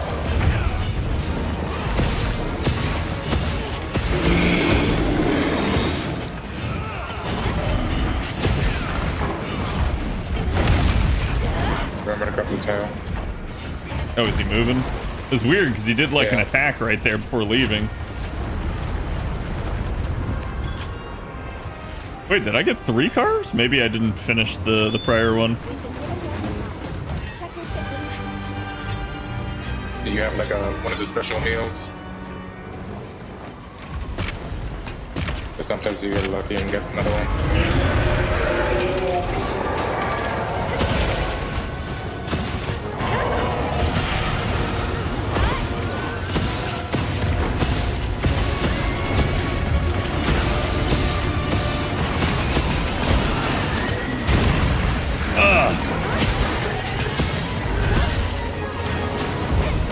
Oh, damn, I tried to get the wound on his head. So he actually has a wound right after doing an attack like that on his head? Oh, please no. I got it. Nice, looks like you did too.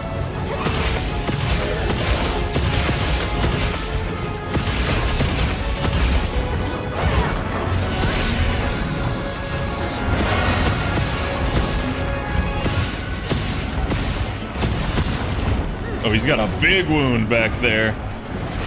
Yeah. Damn, hopefully that doesn't heal.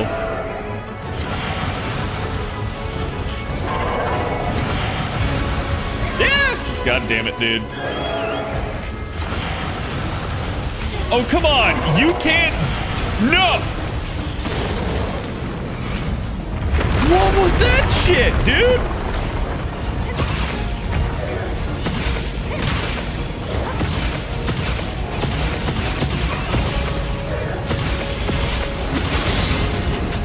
Probably gonna do his castle again here.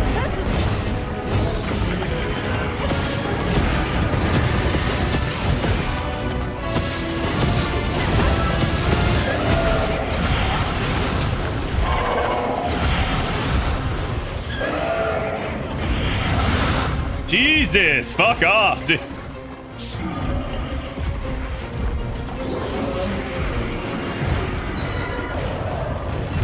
Oh, nice. That actually hit him. Be careful, because... Oh, my God, dude. Fuck. I'm a little fucked.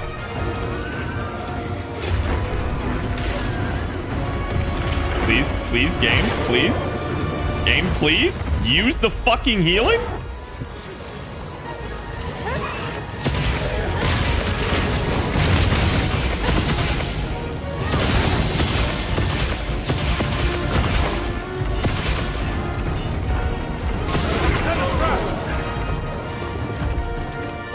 Darty, I don't think that works like that.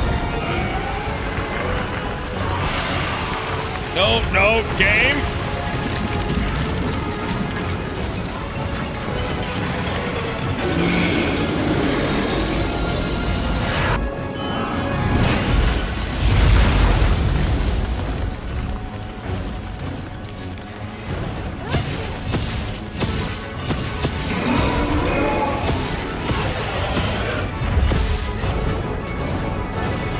Wait, his back is vulnerable. Is he down? Yeah, okay.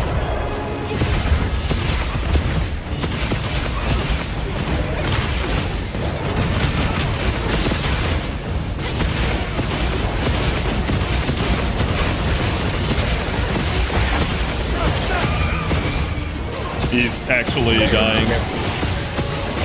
I guess traps do work on that. Yeah, you can trap him, you just can't capture him.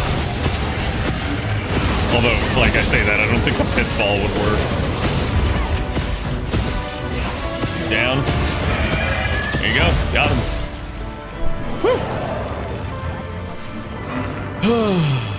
He was sick of the pokes? Oh, yeah. Yeah, I mean, I don't blame him, right? That happens to me quite a bit, where a boss will finally just, like, hyper-fixate on me because they get real tired of your shit. Because, like, Lance, they never really can back you off unless they do, like, a certain, like, set of things and you just misplay it. Congratulations, thank you. That's actually my first tempered one of him. I just haven't fought Jin Dahaad very much. He's not too bad, though, as a boss. Like, his most problematic mechanic is, right here in this phase, he does that, like, ice castle thing. And if you're not behind a rock, which you have to, like, shoot down, if you're not behind it, you die. Like, it's instant kill. So it's like, please no. This was tempered? Yeah. It was tempered. I've also changed my gear loadout, chat. I have glammed it. I now have the, I think it's the ingot crown and the, Balahara, female waist. Mixed with some really nice Arkveld stuff. Come on, game. You can't keep doing this to me. Yes, we can. I hated fighting this monster for the first time. Oh, it was literally like the first fight that actually downed me multiple times. And I finally had my first failure the other day on a tempered Gore Magala. So, chat wanted to see the Jin Dahaad armor. I'm actually trying to craft. Oh, yeah, now I can. Ready to get to work? Guardian Arkveld gloves. That was one of the reasons I needed that. They have, I think, a level 3 gem socket, so they're actually kind of nice.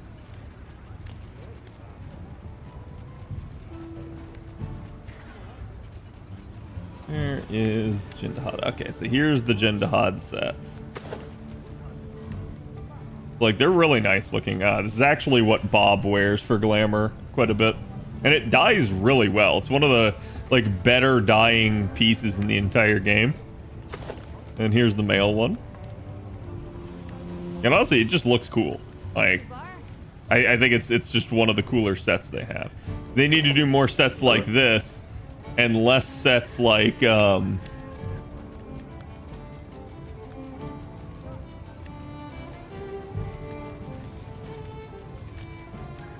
where is it? Have I not killed it? I really like the helmet for Jin Dahaad.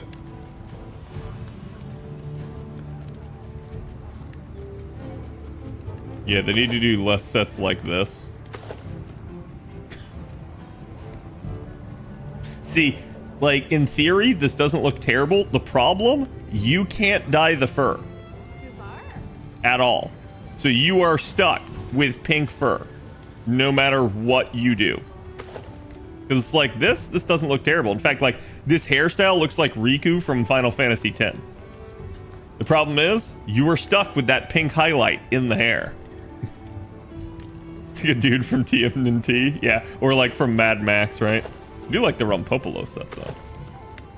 Rumpopolo be pimp, especially if you dye it certain colors. Like light blue looks really good on the Rumpopolo set. Come back anytime.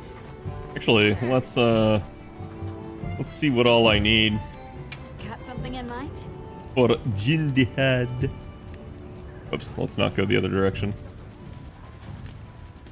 Posting it, but I'm not starting to do it. That's fine. So if I were to craft the entirety of the set, I will just add them all to wish list. I'm ready to work. Alrighty. Perfection. So we're gonna make the chest. We're gonna make Look the good. boots, which is good because I needed Komachi carapaces for that.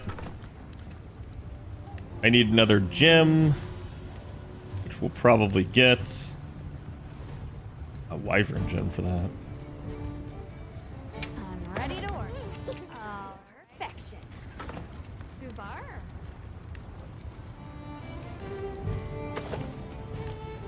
Honestly, the male waist doesn't look too terrible either. At least compared to what I'm currently wearing.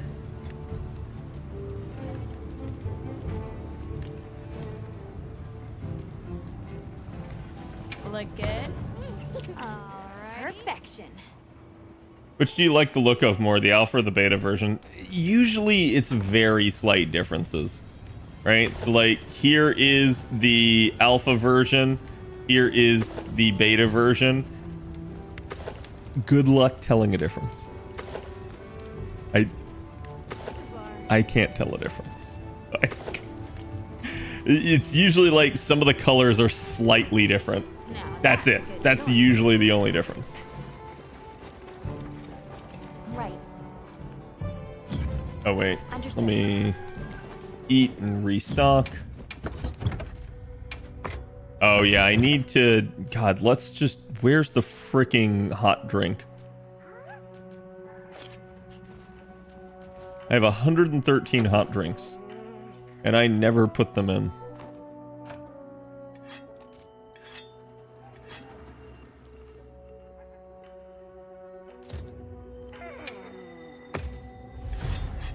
Okay. Now I finally have hot drink.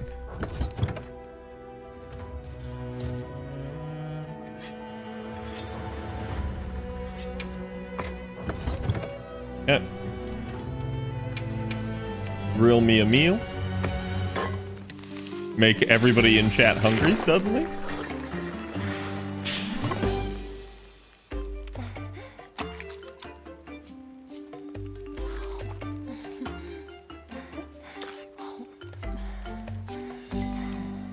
He's good, yeah. Actually, just noticed something there.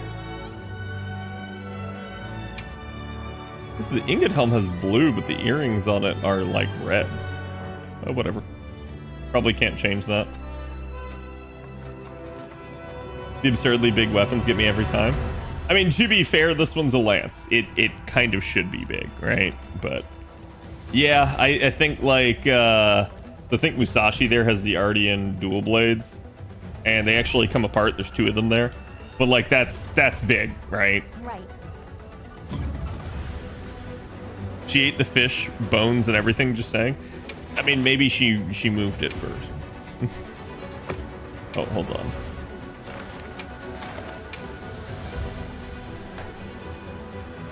Actually, probably don't need to do that much more fighting. I just need a gem. That's it. But I'm ready when you are, Burning. Alright. This man wearing the basic ass hope set.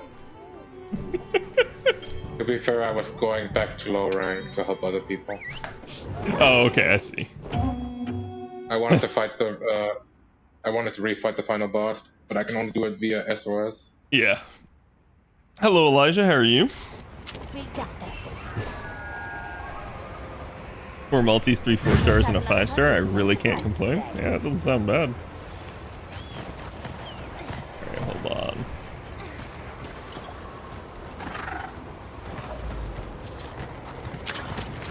Do that. There we go. Man, I've got to stop doing this shit.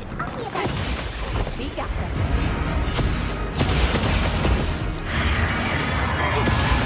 All right, fine. Give me the tail.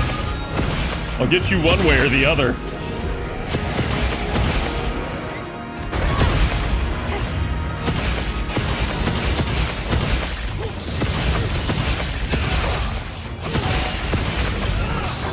Oh no, he's farting! No! He got them icy hot farts. Wait, what? Oh, I've never seen him do a frost attack with the tail. I'm actually stuck. Oh, I'm on him.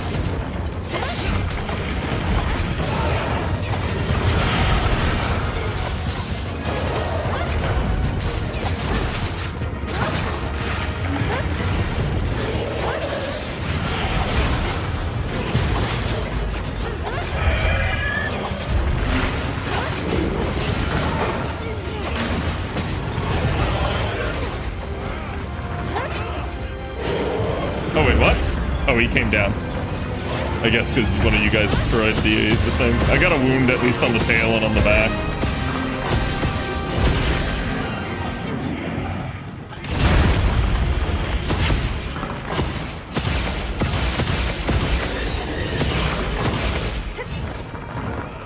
Oh my god.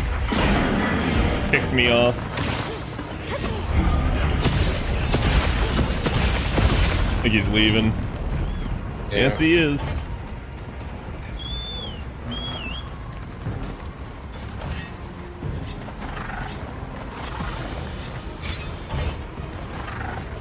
When it comes to the study of language, no, I don't think you ever have.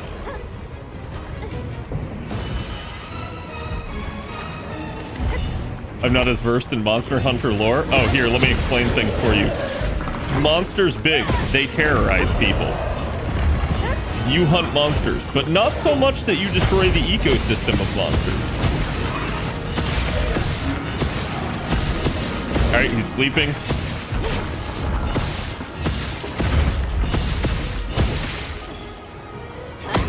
God damn it, I woke him up. Fuck.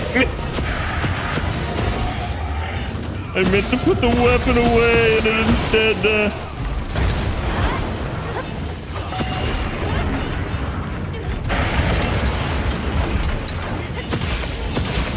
Give me that! Oh, I didn't get it somehow. Oh, wow, bro, please. I get it.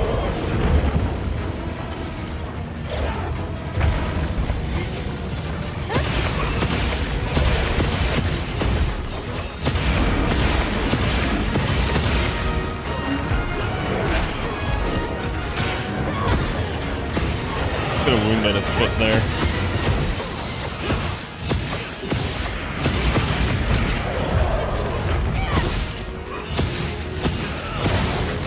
Like we got it. Keep poking at the leg.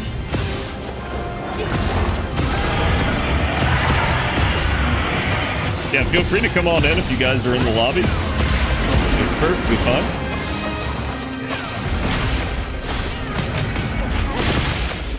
God, I cannot see anything inside of him. Right, moving again.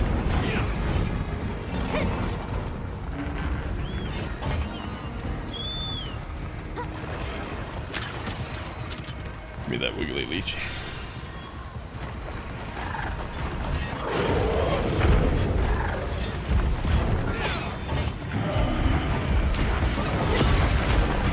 What is he? Oh, okay, he went up the pillar. I thought he was already leaving again. I was like, holy shit, we pushed him fast.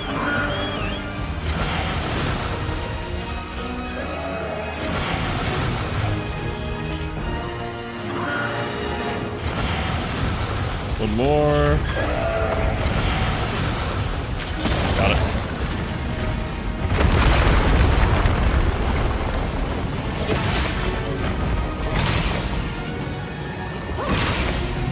Hey, give me the fucking wound!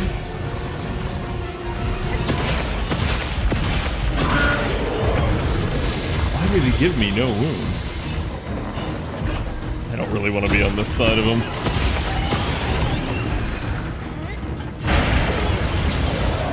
Oh, I rolled him to die. I was gonna say, did you just get blown away? I sure did. Yeah, I get it. You don't like me right now.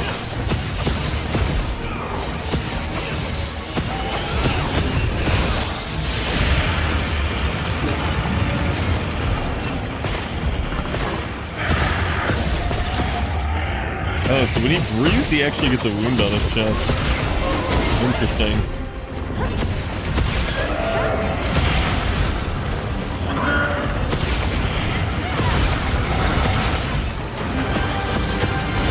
He had one on his face there. Oh.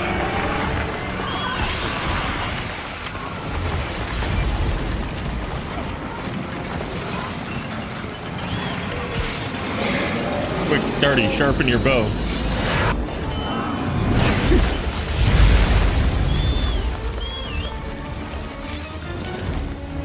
I think my mount is dead. Oh, we got the tail? Nice.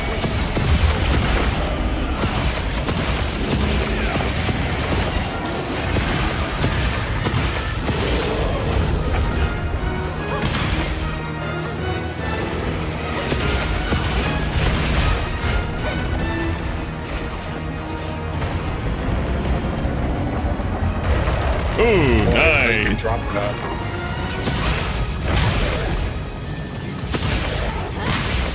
Why is that not giving me a wound? What the fuck? That must not be considered. Like, I know he's vulnerable during... Oh! Saw the gas start coming out. Urkel says don't forget the tail, Cad. You want in on tempered Jin Dahaad? Also, we already cut the tail. And I'm technically Pokeboy, so while I can deal with tails, it's not really my priority. I'm busy Rongo-bongoing him. Don't forget the tail. Yeah. As Hercule said. Too low to hunt tempered? Yeah, I figured. All good.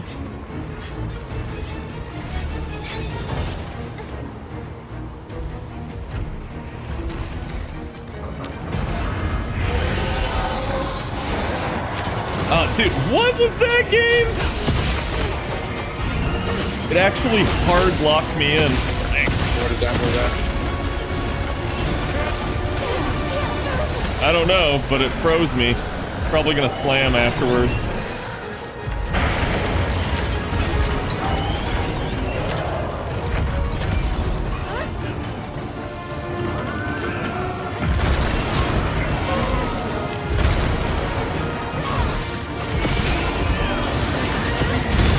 Oh my god, fuck off, dude. Enough with the breath attacks, you piece of shit. He's right next to that, by the way. So be careful or he's gonna destroy it.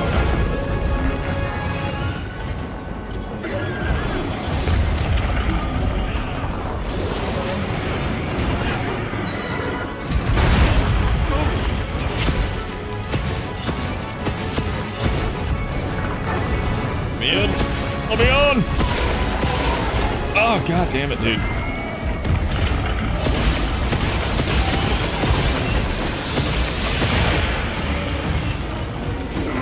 Okay, that actually didn't hit me, surprising.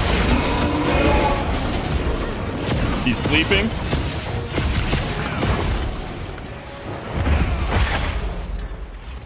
Anyone got a bomb? Nope. It's not.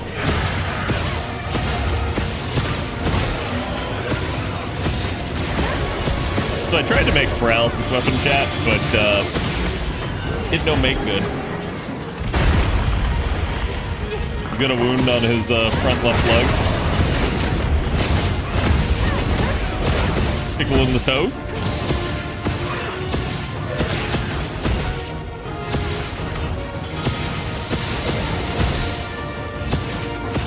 Got any QP tucked away? Yeah.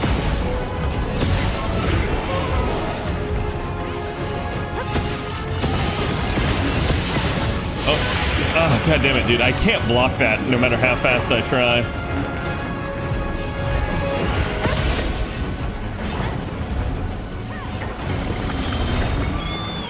Careful. Oh, he's doing it.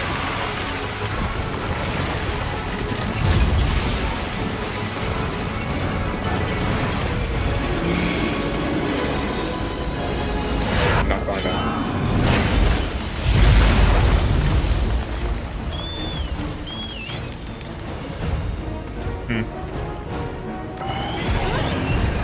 Careful. Doing it again.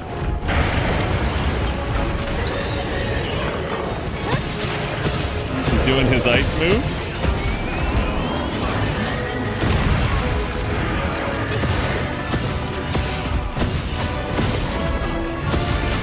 Yeah, whenever he breaths like that, he gets a wound on his chest that I'm betting if you can get, it will actually...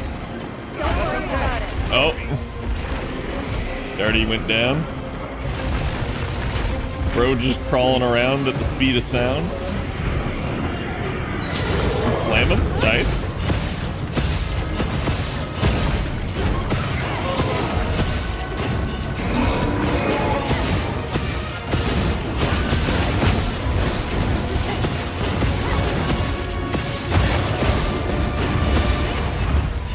He's down. Why can't I never hit this one? The blue one? No, the one on his head. It's not an actual wound, I think.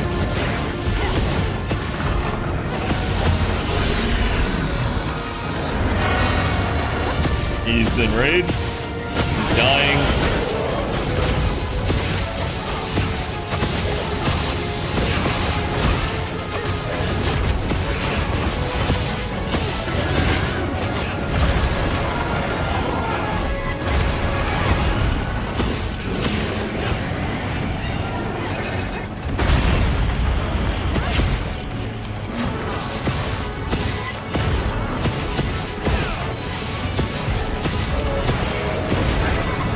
What? Oh, I see. You're aggro onto me. Oh, he did. Yeah.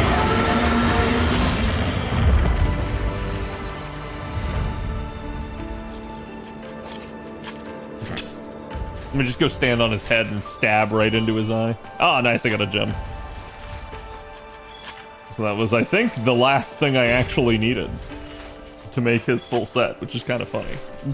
I did not expect it to be that easy, but I guess I already had parts somehow.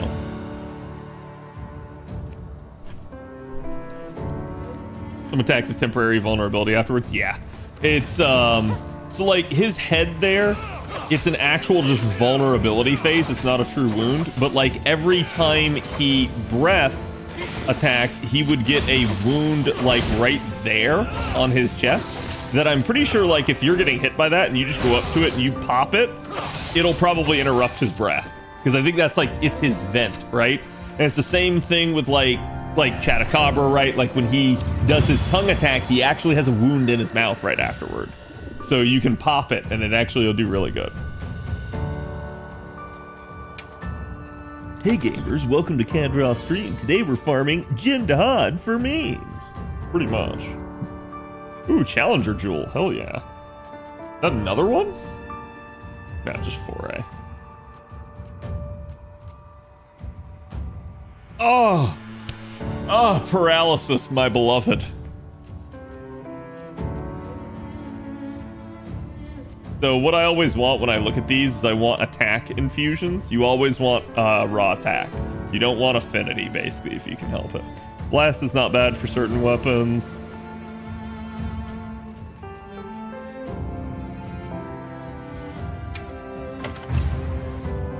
God, I wish I could get some Challenger 3 decos. So one of the things that really helped me out is I did do for like 25-ish runs that that farm on the one like Nightshade flower or whatever that they nerfed that you had to gather under the full moon. I did that 25 times. It took me forever to get enough melding tickets to get rid of it, but oh boy did that help me out. Oh man, I got so many things from just that. Tempered Arkfeld destroyed your camp. Motherfucker, where? He's only a 3-star Tempered Arkfeld. He's not worth. Oh, Burning, did you want the max rank Tempered Arkfeld? Yes, please. Got something in mind? Give me a second, I'll host it up. Where's Arkfeld Grease? Where's the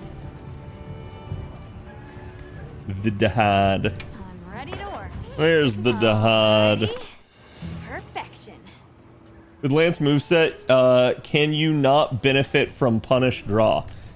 You almost always have your Lance out, so you really don't want to take anything that's like draw stuff. Oh, Humitris and a Tempered Arcveld are in a turf war. Wonder who's gonna win. Feels a little bit one-sided. Just a little. Okay, sorry. Nope, not event quests. Yeah, this big boy. Wait, was it this one or was it this one?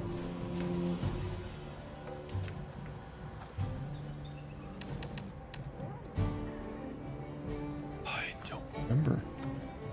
I actually don't remember. I have too many Tempered Arcvelds. Hey, Sam.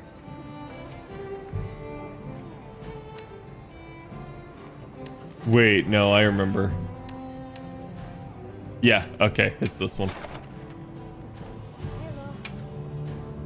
It's this one. The one in Oil Well Basin. And it is nasty, so I posted it. You guys can join. Handicraft, Razor Sharp. Handicraft's okay. It's not the worst. Like, I actually have a Sleep 3 gem on this. I'm going to switch to Hunting Horn real quick here to buff everyone, because we're going to need it.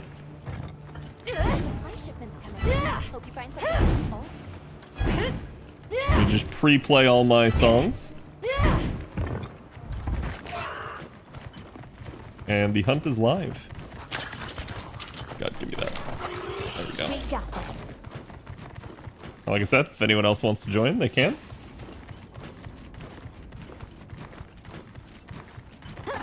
Considering how much sacrifice for blocking, it's actually not a whole lot. Like, you're perfectly fine. Because you usually get opportunities during a fight too. And my Sleep Lance at least just has a crap ton of sharpness on it, because it unfortunately got 2 sharpness rolls.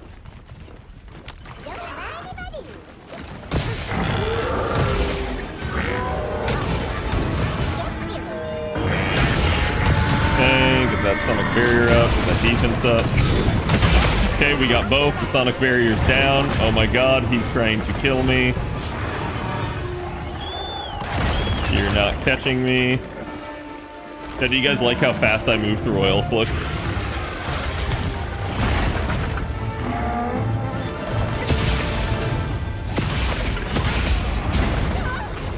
Jesus. I told you, big boy doesn't mess around. Good God, man. This guy is nasty sometimes.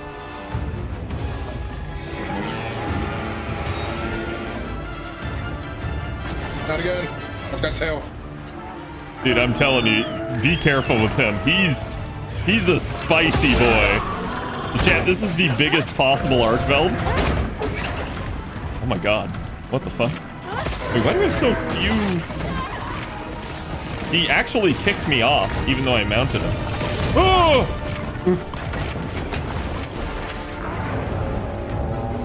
How's Monster Hunter going?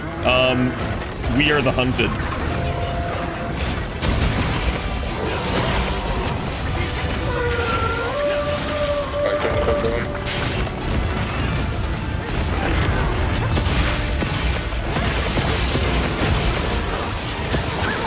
Because your stamina bar is very low. Yeah, I'm aware of that. I'm asking why my stamina bar has, considering I still have food buff at the moment.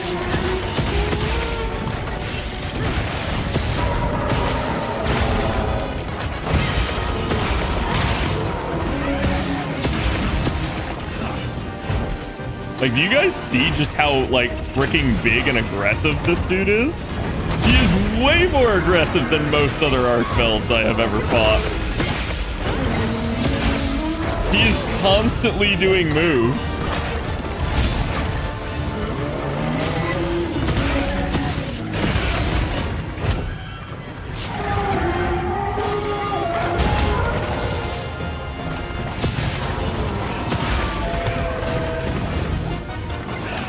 He's got no fucking chill.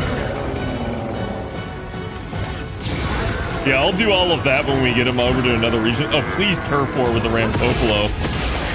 Oh, he's sleeping? Yeah.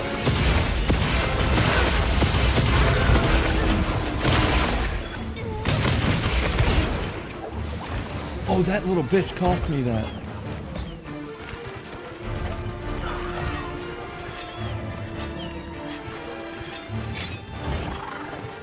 Where's my rations? I went the wrong way for that.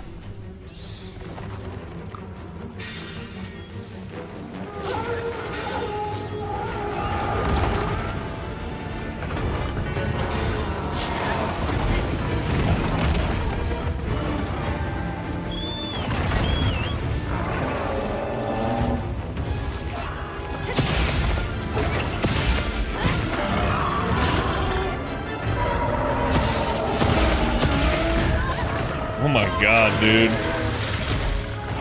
Like I said, bro is no chill. Damn, it got me!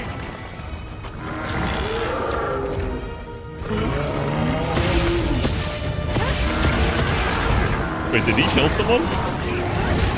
Yeah. Okay, because I heard the line, damn it, got me.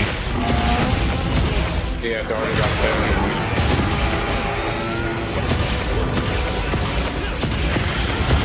Want to sleep again? Yeah, at this point I just use sleep like a paralysis.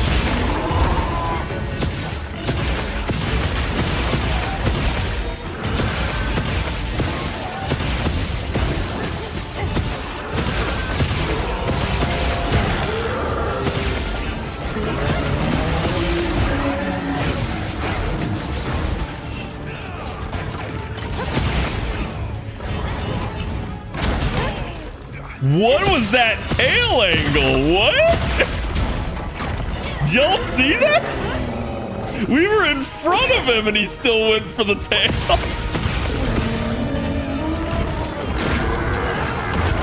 Oh, power clash.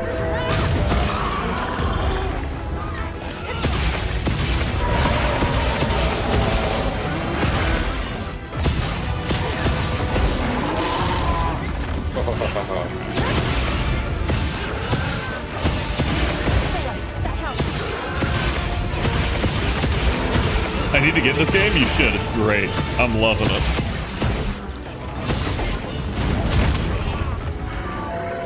Oh, fuck. I just could not turn around fast enough.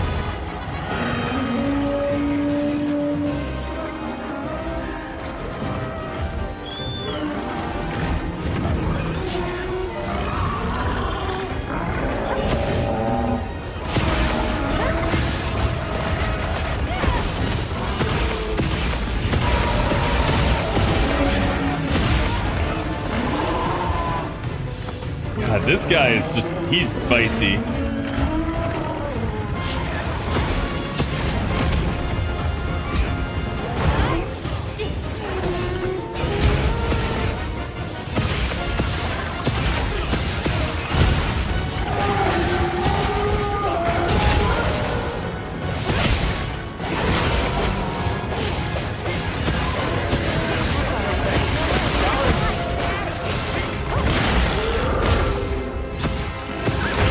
There you go, tail gone.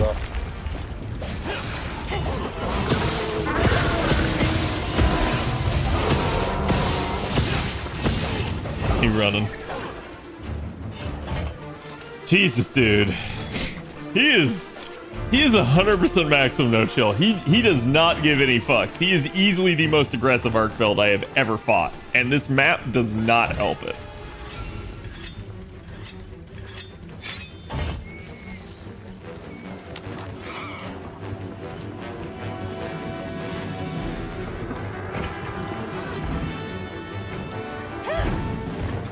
Almost hit those flies.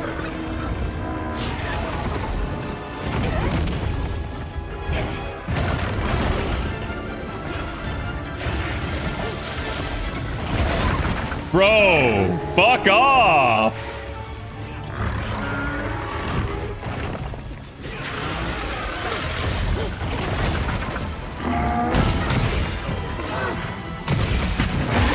Okay, got us the defense.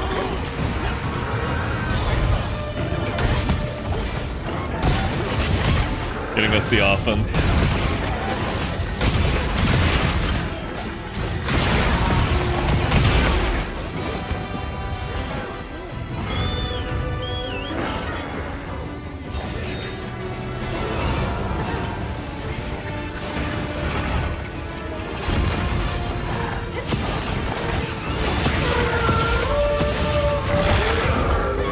Nice.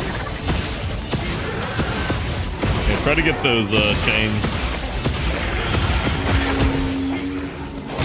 He's sleeping? He was? No, it's fine. I was throwing a wound on him.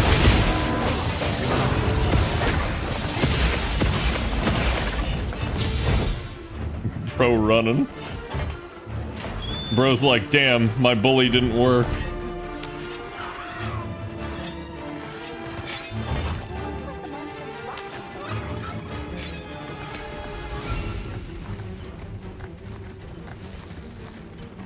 Man, he's booking it.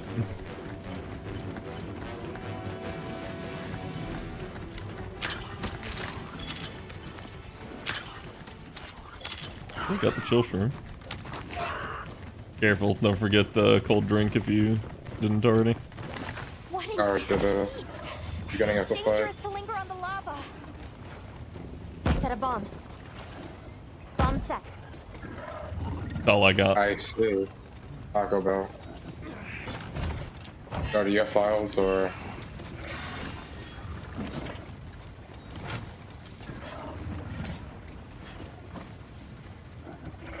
Okay, that. I mean, I can poke it. So.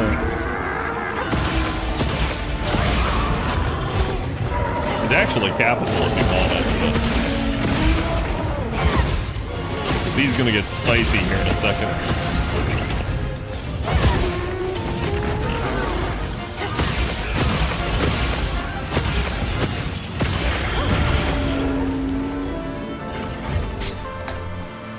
Fuck that fight, dude. I will fight many an Arkveld, but I will never see one that aggressive ever again, probably.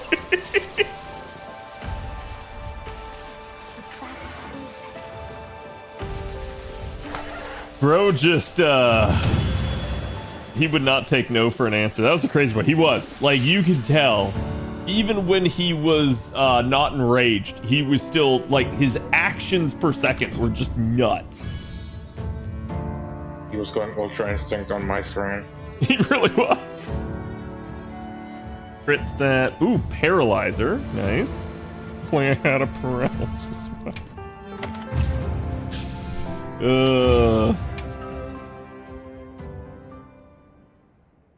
That bird looks like a chocobo? Yeah, it's a sacred. It's your mount. And it pretty much is. A lot of people decorate it like it's a chocobo. Yeah, I like my Chocobo Sacred. Alright, what else you guys want to hunt? Yep. La, la, la, la. I need more Dahaads. Any more what? Jin Dahaads. Oh, we can. If you want. Nowhere to find Alright, me. I'll post it up. I'm busting out Greatsword for this. So I can regret my life's choices when I inevitably faint.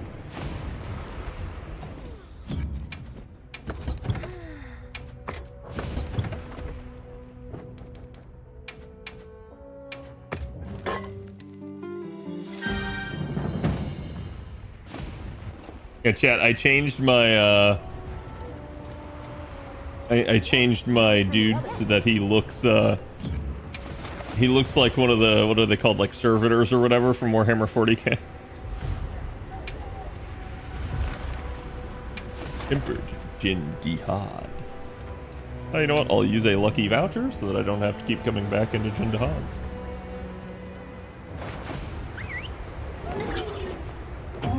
Skadoosh. But which thing were you asking for? Isn't that thing a collab only item, Dave? Let's have another hunt with no surprises today. A supply shipment. Hope you find something useful. Oh my god.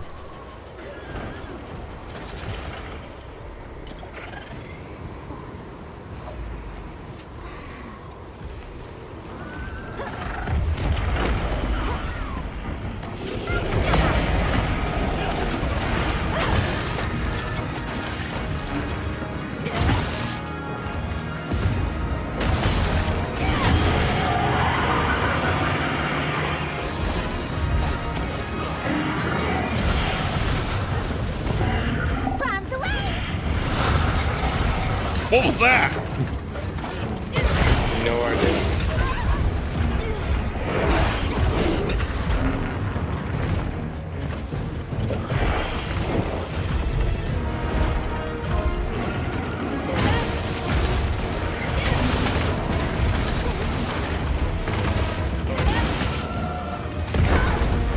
Damn, dude. Up to a terrible... Wow. Wow, dude. Bro tried to combo me.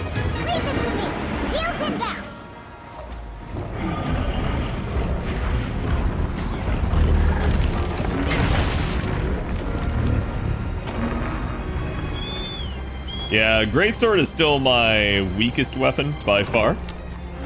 I've got to learn a little bit more with it.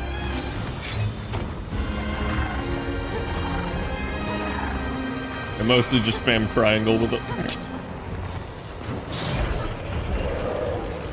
Right down out here. Oh, I'm on him.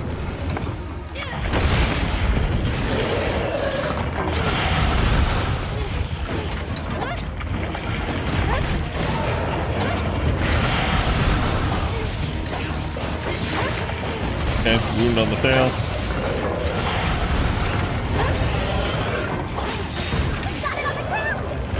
And he's down.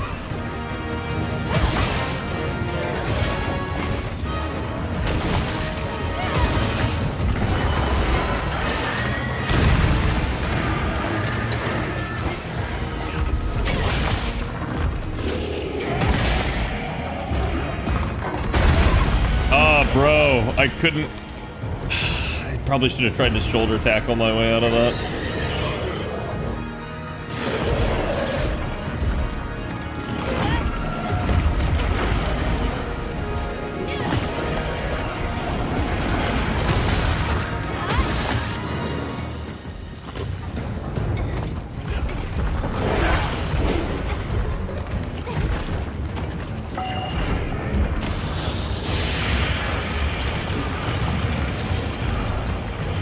That mess. What? That almost got. Go. Oh, damn it, dude. Leave this to me. Heels inbound.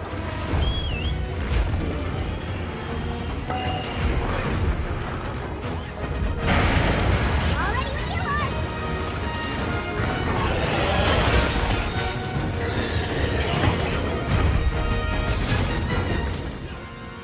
Do you say?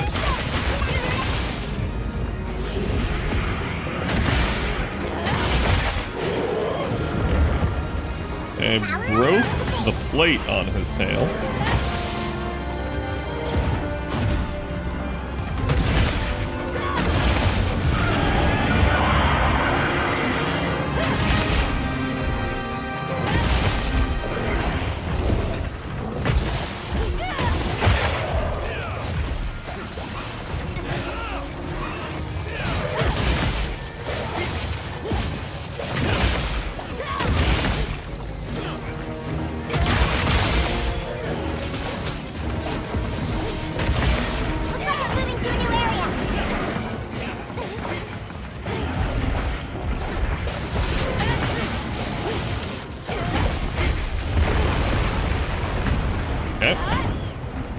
I don't know if I can, like, interrupt that wind up.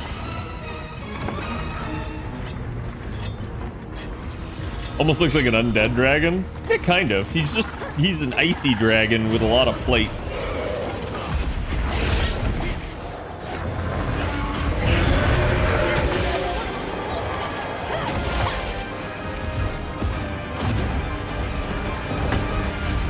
Oh, you little bitch.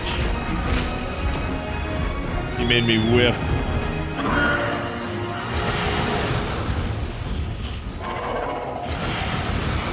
Basically, you just want to run perpendicular to him in these phases.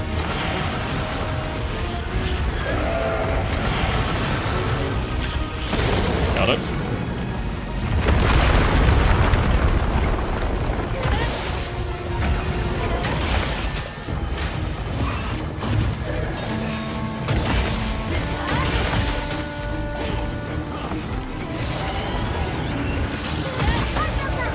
Okay, tails off.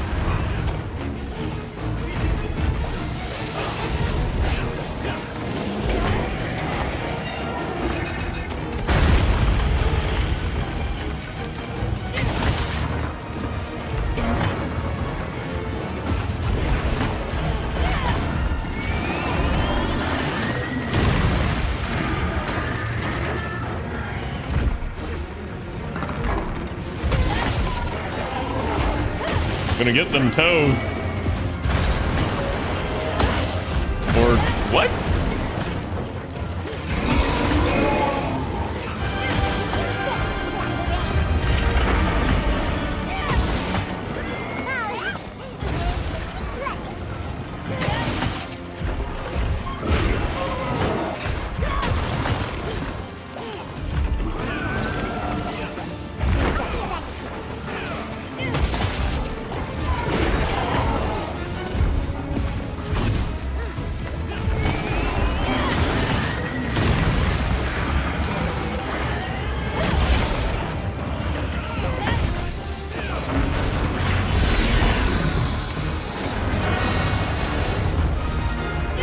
I gotta learn the like step tech that they have.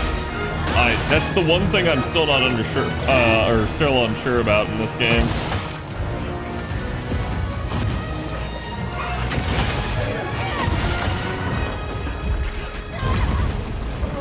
Oh, what the fuck? One of you guys dropped that on me. Okay, here it is.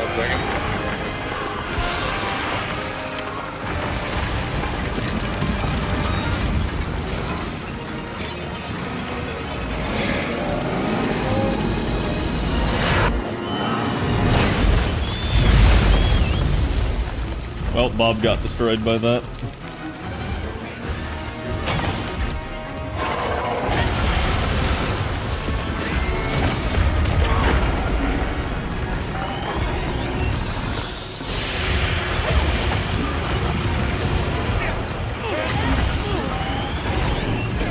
Wow, that hit 3 in the air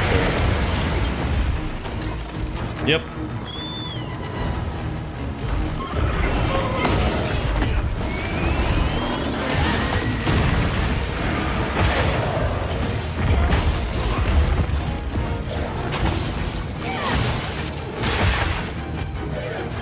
Okay.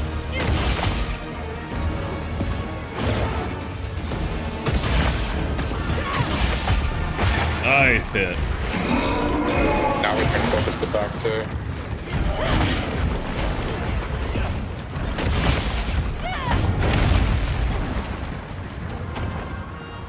You climbing up there again? Oh no, new section? Oh boy. What the fuck? Is it Burning? Do you know how to do the grapple moves to move yourself as greatsword? The grapple? It's a power flash. So there's like a specific charge uppercut that you get, but I just don't know how to do it actually.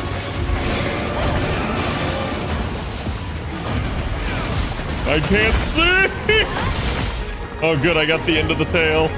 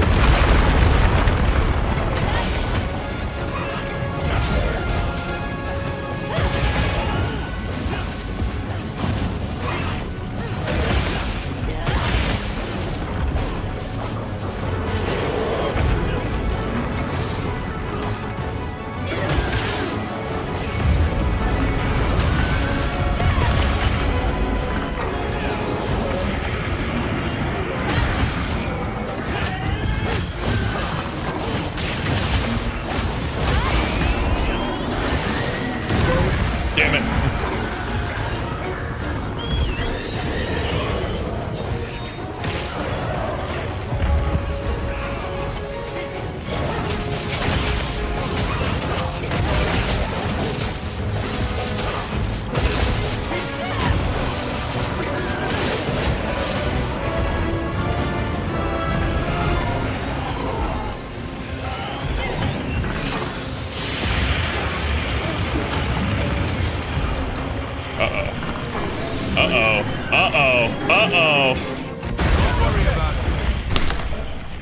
Bro froze me behind him, turned all the way around and slammed me. What a piece of shit. And that's why I'm still not good with greatsword, chat. Oh, he's doing it. When you say doing it, you mean the big attack? Because I'm not there. Big attack, yeah.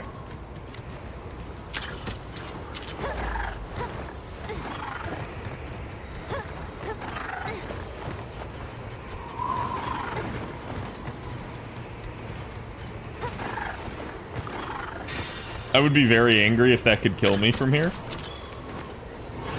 Is he done doing it? Yes. Okay.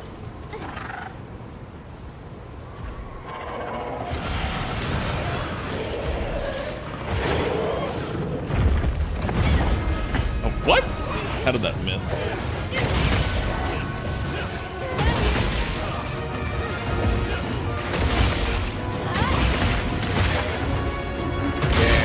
Yeah, I got the face. Let's go. I caused the wound on the face and got it in the same. Careful, slam. Okay.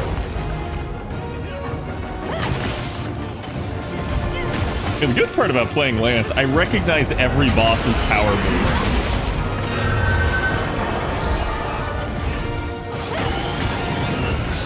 Nope, nope, nope. Piece of shit with your farting. I really do not want to be in this location.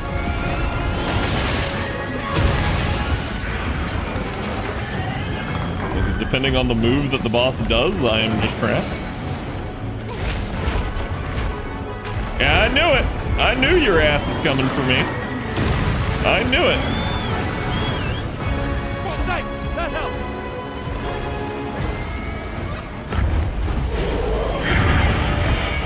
Damn, I was gonna try to jump onto him there.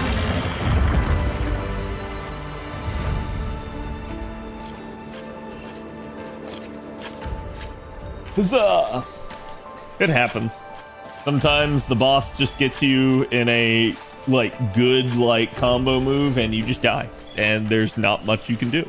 Like you just tell yourself, it's like, man, I just should have positioned better. That's it. Like, I shouldn't have gone for that attack. I was greedy. So because we brought this back specifically last, because we're out there, we have a chance of getting a jump again. Wait, you can actually interrupt my sharpening?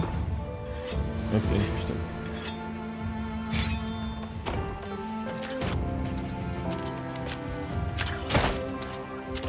Yoink.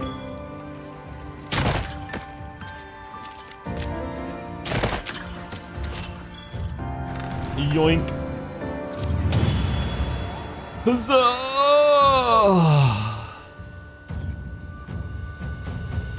That's how I died those 2 times I went for an attack instead of a block. I don't even think you can block while you're frozen. Like, you're just fucked.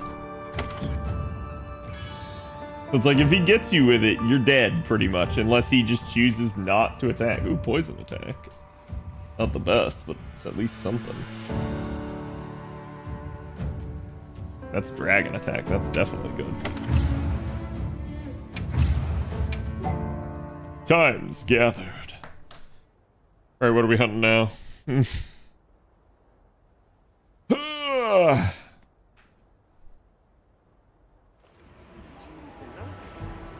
me see what I have.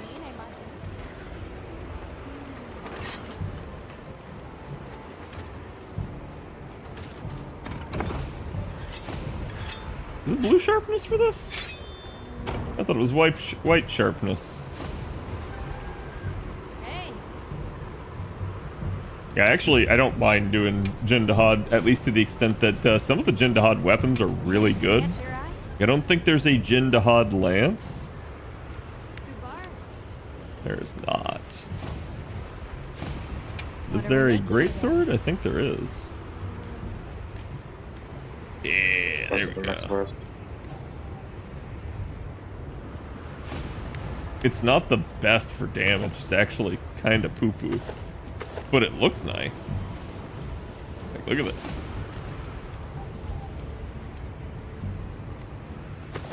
Sorry. Did you post it? Done already? Yeah, I'll just wait for you guys. Right. What are we fighting? An octopus. An octopus? Hold on. Happy to help anytime. If we're fighting an octopus, I have to show chat the Octopod Traveler. Strategy that I like to use for him. Wait, where is it? Equipment. Go to Horny Poke.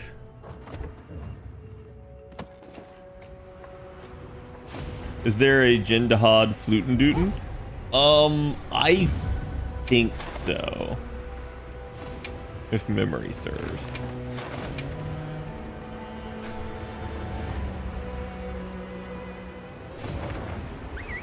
But yeah, if nothing else, they'll probably eventually add like weapon glamoring. And so then you'll be able to like actually just kind of get the appearances of the weapons the way you want it. And like I said, the Jin Dahaad stuff just looks good. So to me, it's like, yeah, collect it now. So we don't have to try and come back and do it. Mind if I hop on? A supply shipment's come in. Hope you find something useful. Getting poisoned by that thing, Vernon. There! That's my target!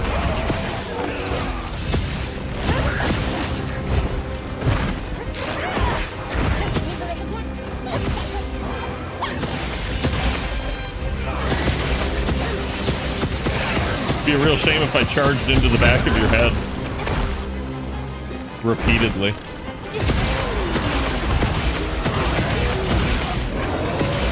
He's sleeping. Yep.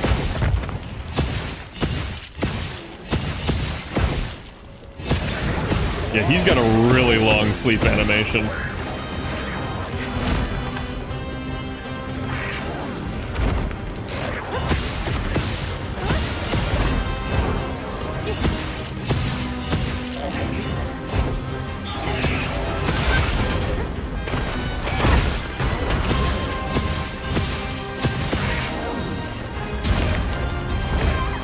What? There was a second hit there? Leave this to me! Heels inbound!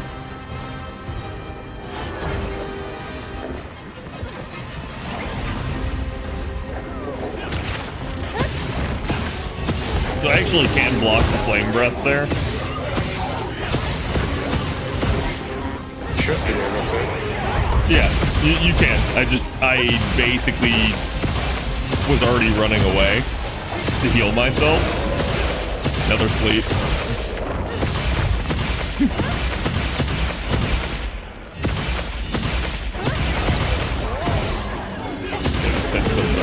I think.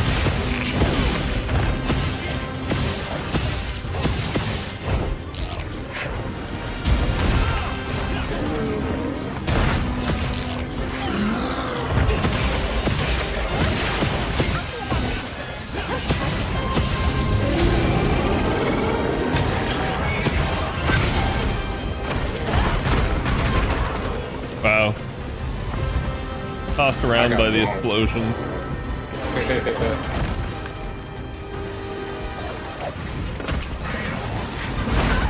Bro! Bro, fuck off! You weren't even going for me.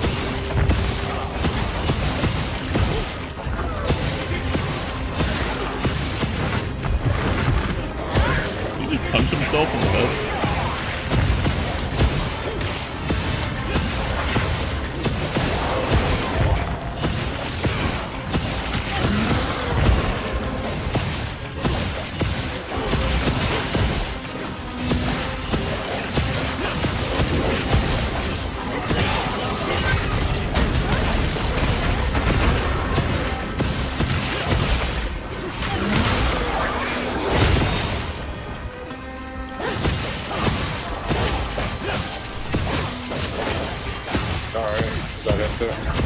Yeah. It's like we're fine if we both back up, but if we stay that close together, you will interrupt everything.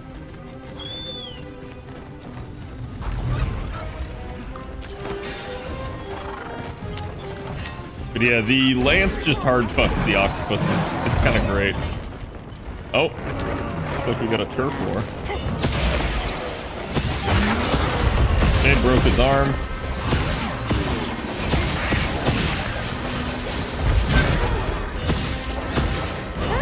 Listen, bitch. I can do this all day. Well, that head would be looking mighty takoyaki.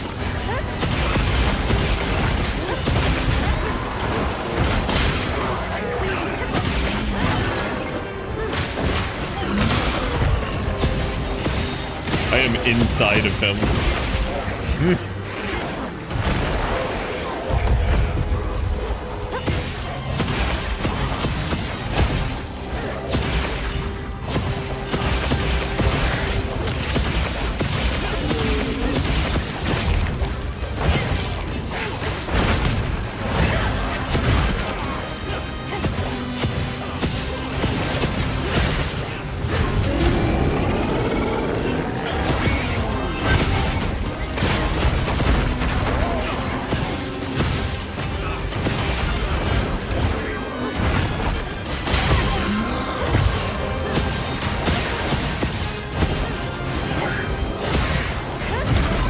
What?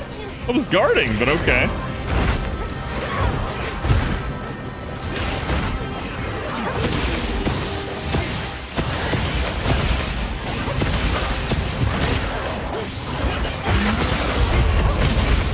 We get another arm? Yep.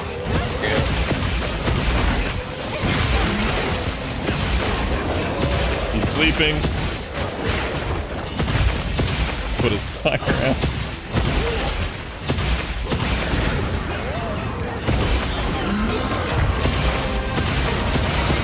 Dying. Because he's just getting absolutely and utterly bullied. Yep. I think bro only has like 2 arms left. Oh, that wound. Get that wound!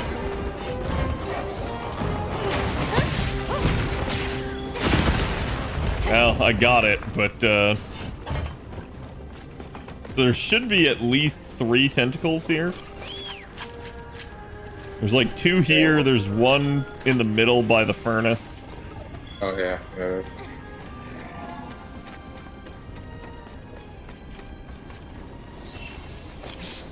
He's just absolutely slaughtering them. They pretty much have to add weapon layered with World IB having it. I think Rise didn't have it at launch as well, but it got added later with Sunbreak or something like that. I don't... Did World have it on launch?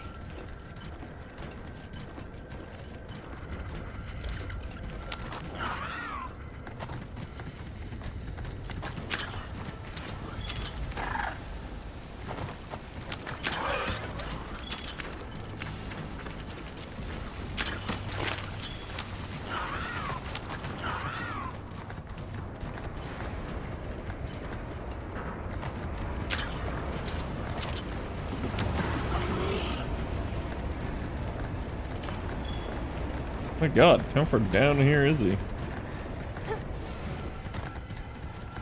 One thing I don't like, bro just uses the monster way and travels through the fucking wall. He is dying, we can cap him if you want. Yeah, I mean, we have to get him out of here first. Okay. I set a bomb. Bomb set. I've set a trap.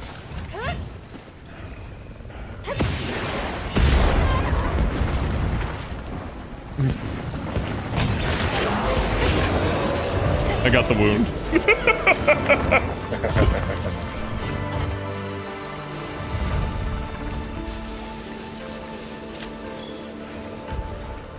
Mining outcrop. Come to Poppy. We're not getting it. I'll be lucky to get this one. Yep. He's hiding in his hole with a tentacle peeking out. Yeah. It's basically like bro's taking like a lava bath. It's kind of funny. Oh, he gave me 2 of the... Is he a tier 3 hunter ticket? Yeah. Nice. I think Bob said all the Apex is North. Oh, true. Yeah. Honestly, wait, who are our 4 Apexes? We have him, Uthduna, Ray Dow, and then who's the And then 4th? Jen. Oh, yeah, Jen is considered one. I was gonna say, honestly, at this point, I think Uthduna is actually my least fought out of all of them.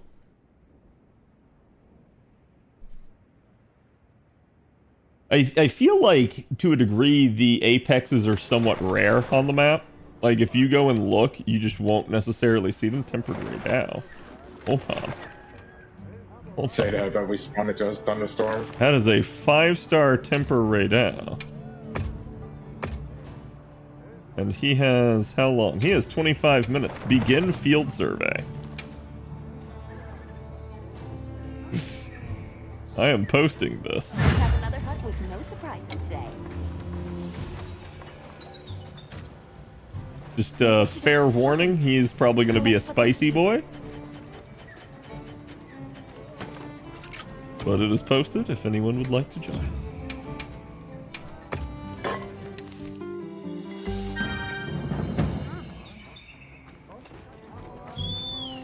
At this point, if I see a 5-star tempered, I just go after it. Like, assuming I have the time. Like, sometimes I'll hunt on like my lunch break while watching anime, and it's like I don't like to do difficult fights then.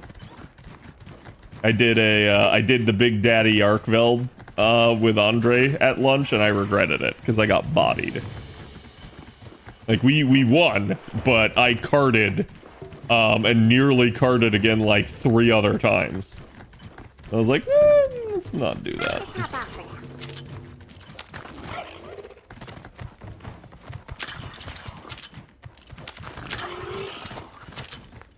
Yeah, game, you wanna load? Yeah. We got this. Watch out, Cat. More invaders. Is he... Bro flew all the way to his fucking lair. He wasn't there. We just chased him across the entire map.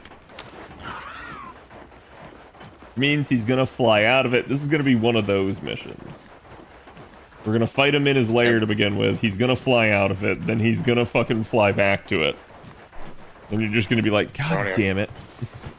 We only have 25 minutes for this hunt too. Yeah, we're fine. I'd be more worried if it was like 10 minutes. But 25, we're good. Yeah, game? Apparently we broke the auto pathing. You know what?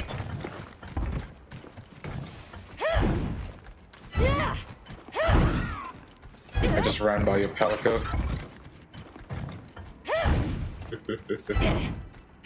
Was my Palico like way behind me or something?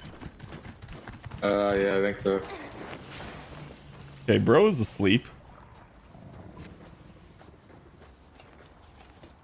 When you get here, I'll buff us. I'm here.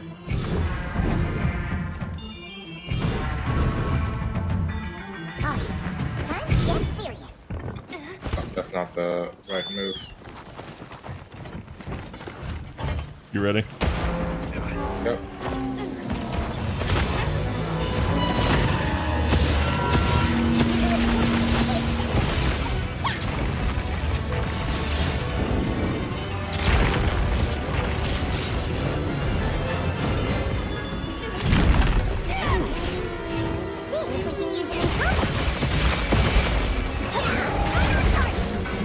Oh, nice. Is that a terrain thing that you knocked down on him? Yeah. I wasn't aware there were any in here.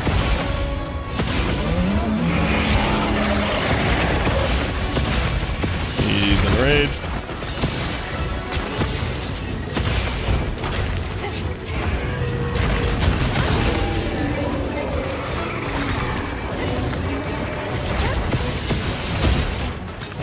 He's sleeping.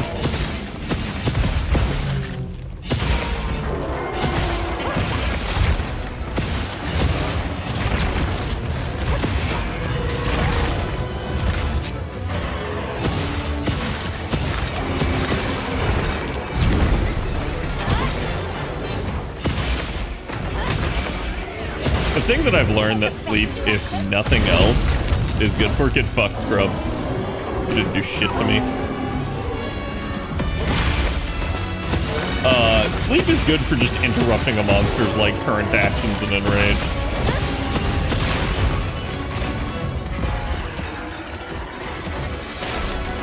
Railgun. Yeah.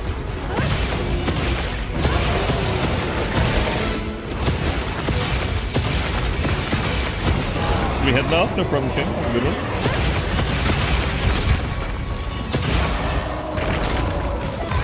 Oh, bro. He's got that wound. Did you get it? I got it.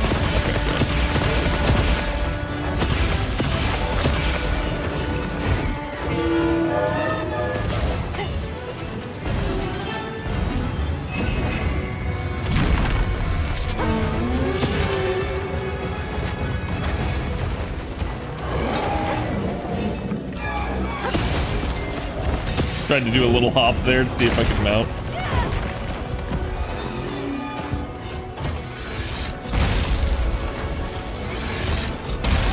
What? Bro, I'm to the side of you! What was that shit? Oh, fuck off. I didn't Superman dive there, but I might have to if he actually comes after me. There we go.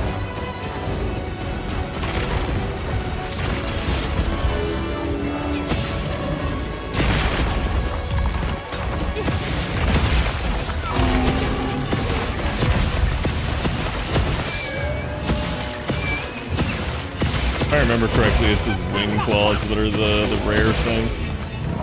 He's sleeping.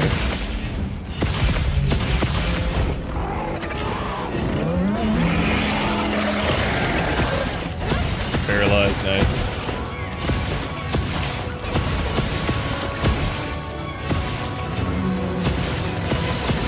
I'm surprised there's no wounds there.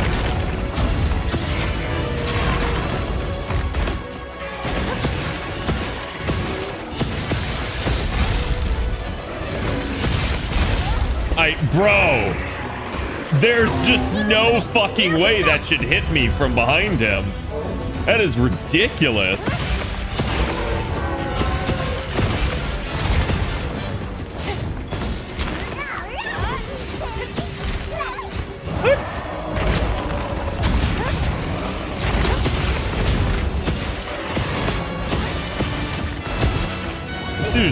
This guy's like shins have got to be broken.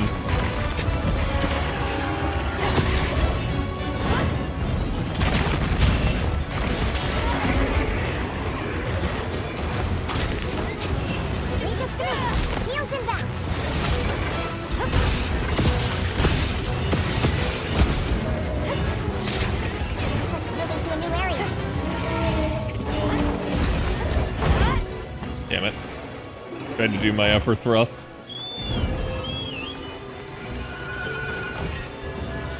Yeah, he's spicy boy. Mostly because I thought we were out of the electric area there, but we were still in it. So, like, I was not expecting the aftershock that he did. Oh, good, he didn't go far. Thank God.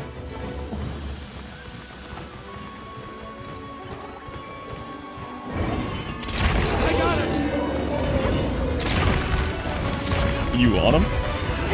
Yeah. So how do you actually mount as a freaking gun? Like, is it just attack him while you're midair? I jumped off my sacred.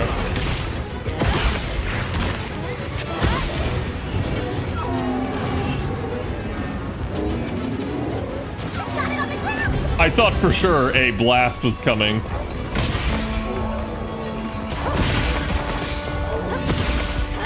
Bro, how is that not like a counterable wound?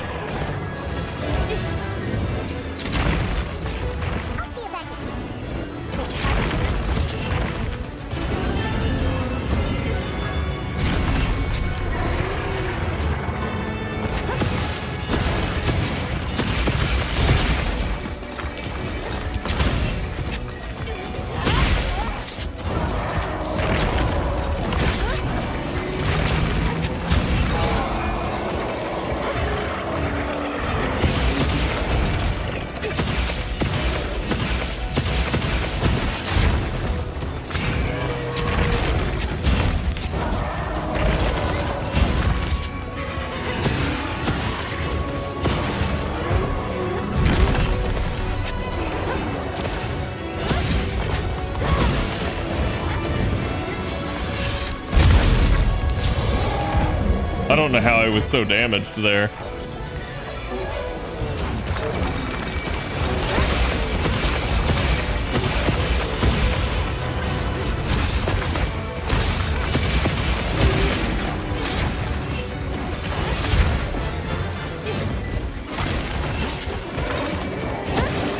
See, that's so weird. Like, that actually damages me even though it misses me. It doesn't do much damage, but he did it to me like 4 times that last time. So it actually did accumulate. The fact that you can flash the dude that's literally firing something brighter than a flash is fucking nuts to me.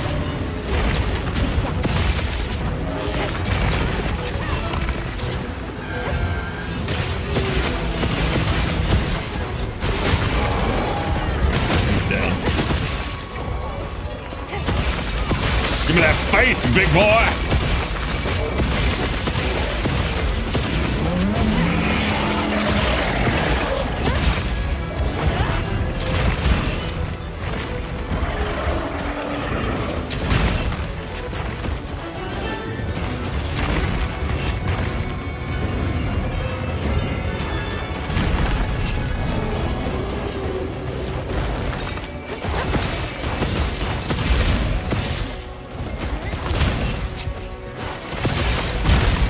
God damn it.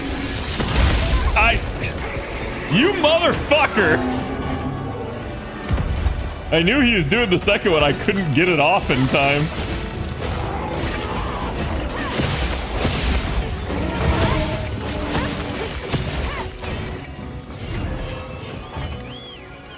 Oh God, I hope he just goes to the desert. Ah.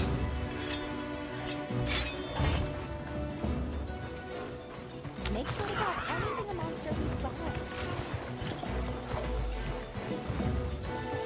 Gonna take a small potion there.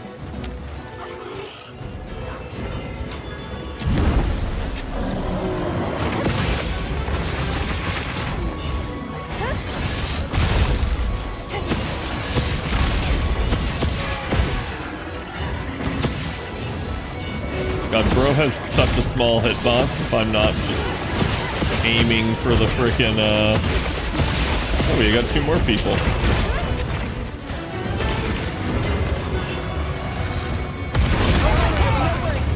Well, they were dirty. Dirty, he was just like, I'll show you who has the bigger gun. Hey, we got a horn.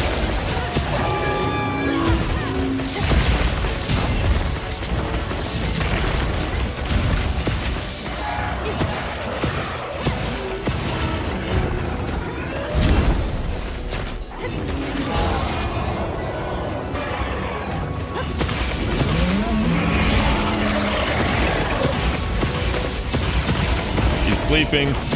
He's dying.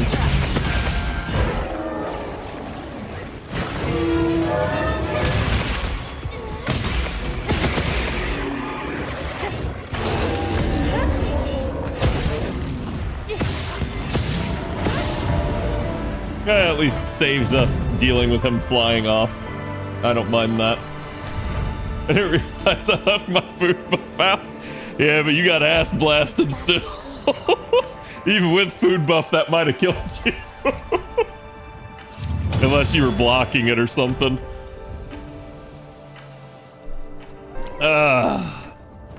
Well, plenty of hunter rewards.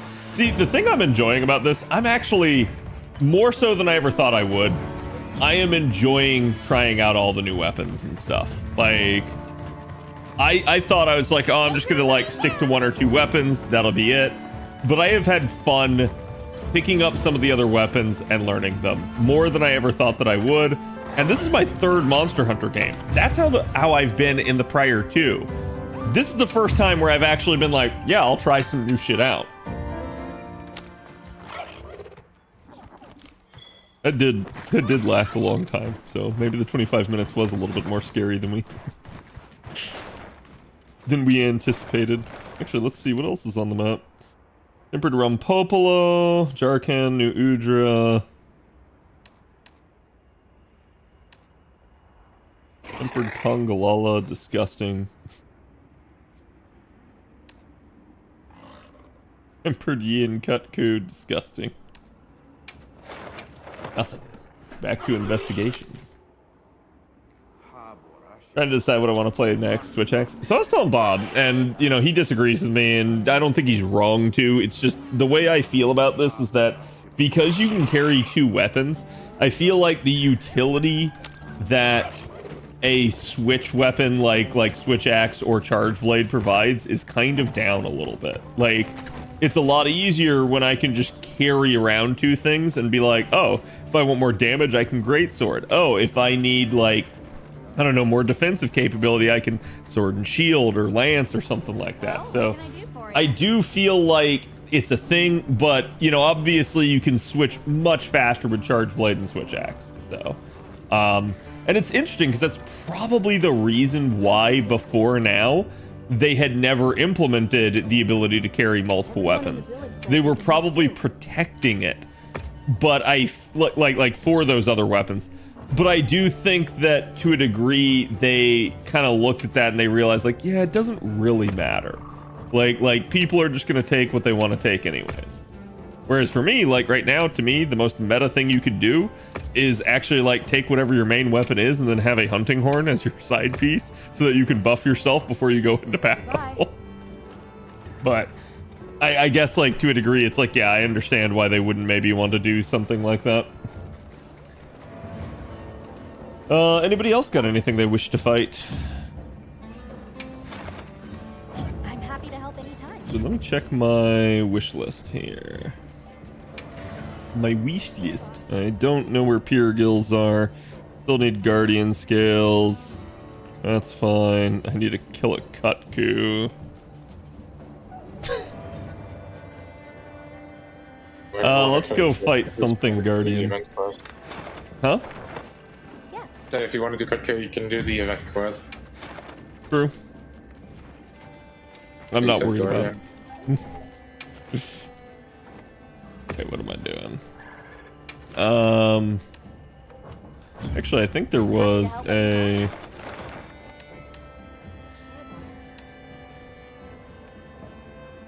No, it's just a normal Guardian. I was thinking it was a tempered Guardian Rathalos, but it's not. I may have one. Right. I've got a tempered Fulgur. Whatever can give me Guardian Scales. I think the Rathalos give them the best, but I don't know that it really matters as long as it's Guardian, right? Yeah. I'm happy to help any yes. So feel free to post it if you want. Alright.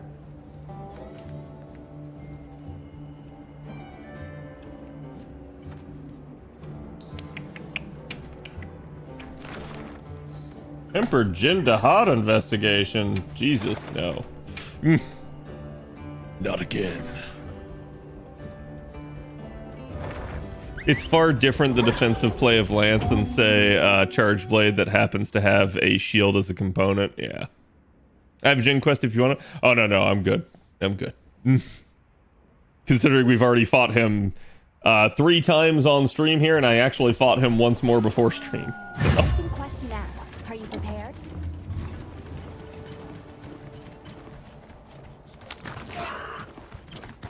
Ooh, bone pile.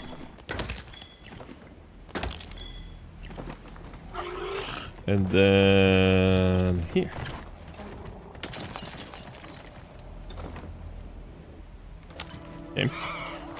Game. I was gonna say, it's like I know there's still stuff in that.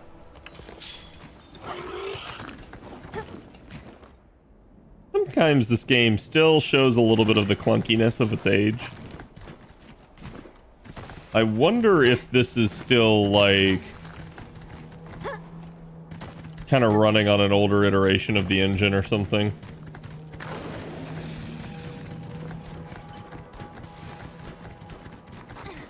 Fulgur Angie gonna be a little bit spicy with the Lance because he also does, like, really all of the Guardians do their, yeah, that.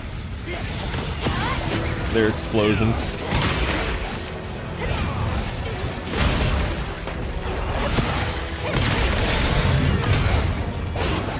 What? Bro. Sometimes you get the wound destruction and the monster just falls the completely, like, opposite direction and your shit just misses. Good to have you.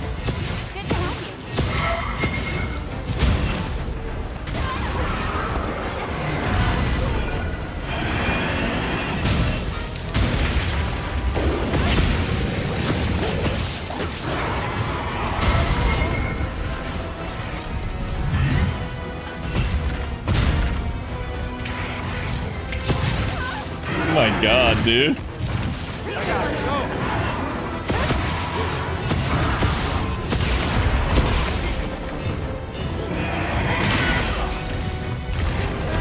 Gonna take this moment while he has a mounted heal.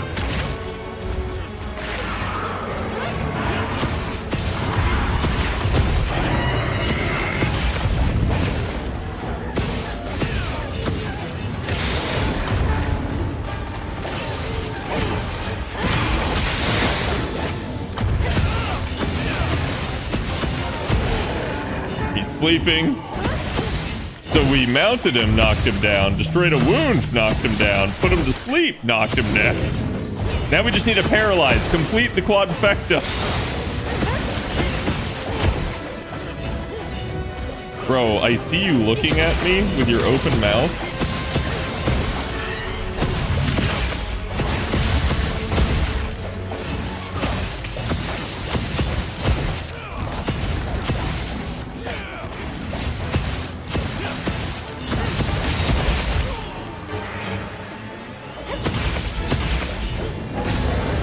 Nice. He was squaring up with me there like he was about to do some shit.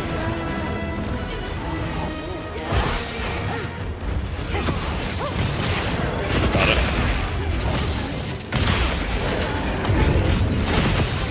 Oh nice, he fell in.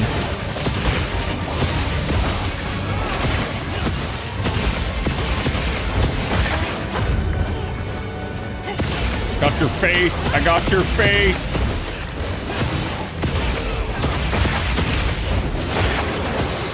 Oh my god, bro is having a bad time.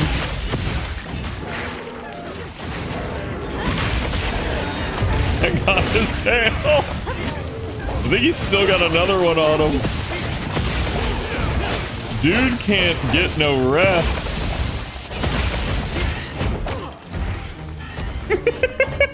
Alright, where's that tail? The tempered monster. Look at the size I have of its no skull. idea. Did it? Oh wait, on me? Okay. Yeah. Good god, you cannot see this. This shit just blends in.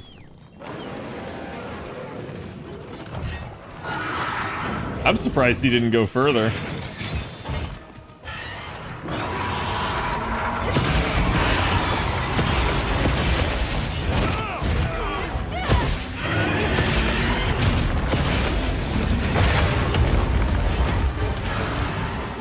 Oh, there's two of them. What the fuck? Getting out of hand, now there are two of them.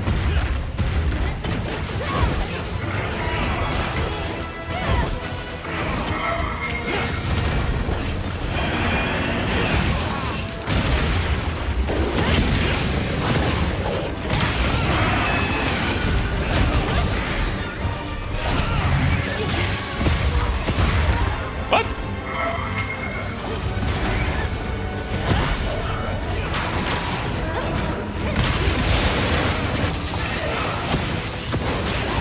Ooh, 5-star tempered Gravios.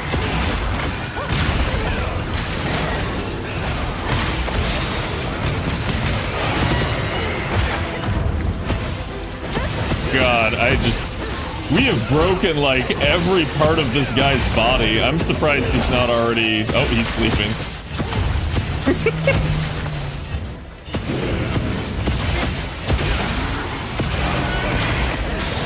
I got his face again.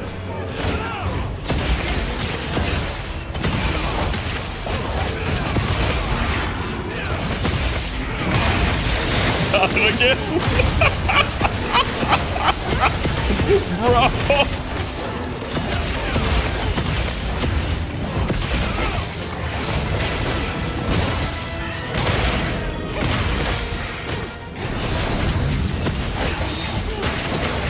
Yep. There you go.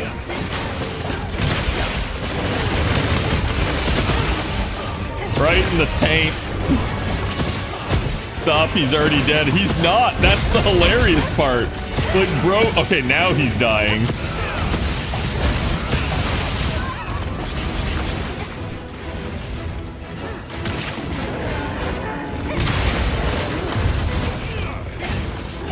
I take it we're not capturing him.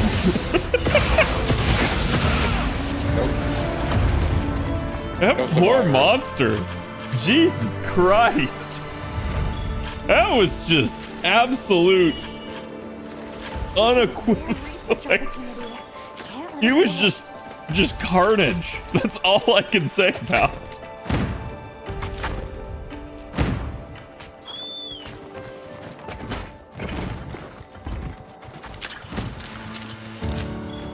Two-piece dumb. Two-piece slashberry. Two-piece dumb. Ooh, excite shrooms. Hey, look, another Angie. Yeah.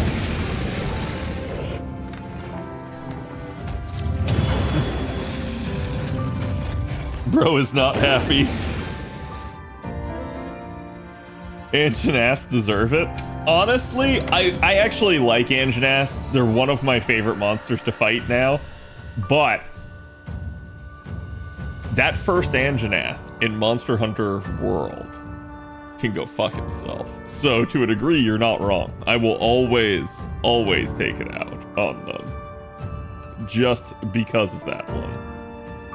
Ooh, Guardian Handicraft, not bad.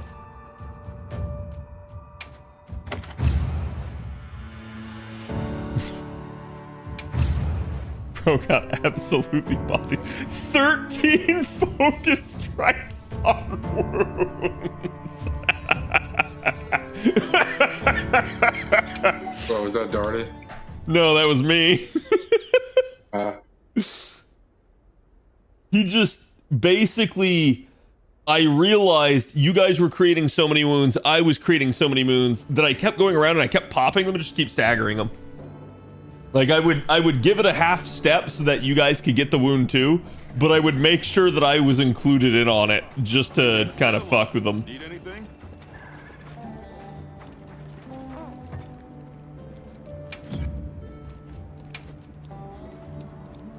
Limited bounties. Oh, silver building ticket. Check back in every meow and again. Did you say every meow and again? Yes. Right meow. Ah, yeah, see, I didn't get any Guardian scales from that. But I think it's gotta be a Guardian Wrath. I only got like one scale, but like, yeah, probably have to do Rathalos. Let me see, I've got a Tempered Wrath. That's not Guardian.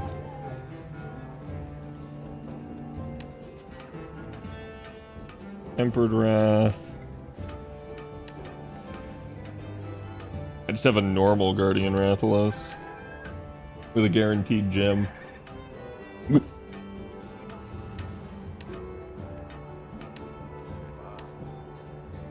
I usually save some of these if I feel like they have guaranteeables.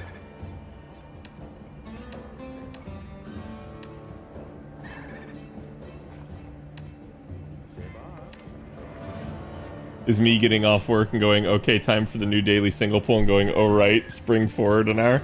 Yeah. I mean, I actually like having the reset the hour later. It helps me in case there's like something I've forgotten to do for the day.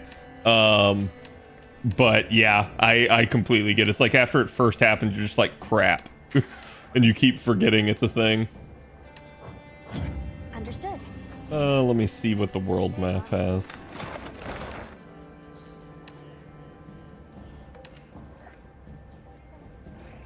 Tempered Hirabami. Actually don't see too many Tempered Guardian Ebony Odogarans. Kind of like a rare combo. Also kind of a mouthful.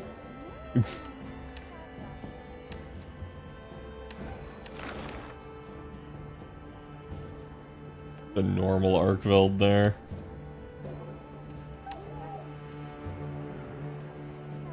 Okay, why is it saying I need a tempered Kongalala and a Guardian Ebony Odegaran? What do I have on my wish list? I shouldn't need Kongalala.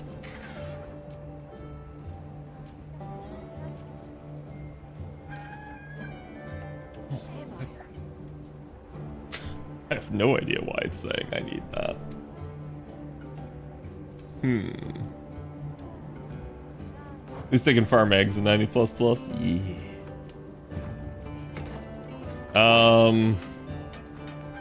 Yeah, I mean, I guess I can do my investigation for just a normal one. That's the only thing I can think of at this point. Because I don't have a tempered. I would rather use a tempered, but we don't have one. Hopefully this will reshuffle the seed, though.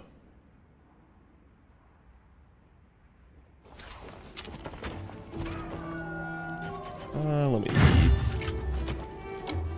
This will probably take longer than 8 minutes, but, well, actually, no, it probably won't, but it's fine. A supply shipment's coming. Hope you find something useful. Okay.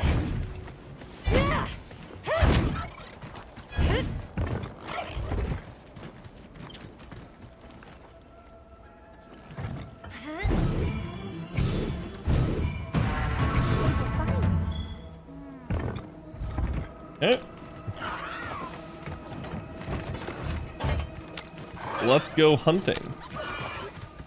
Wrath can be kind of hard, just in general, because it's like they're very agile and it's kind of tough to hit them if they're like hovering in the air.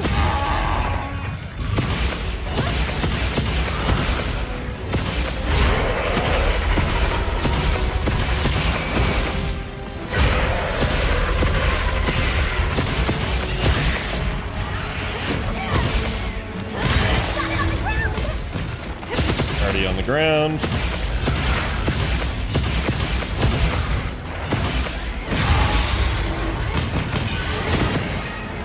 Damn.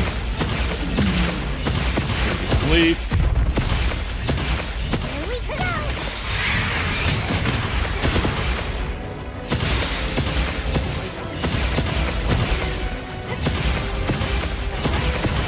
I don't think bro's having a very good time with me right now.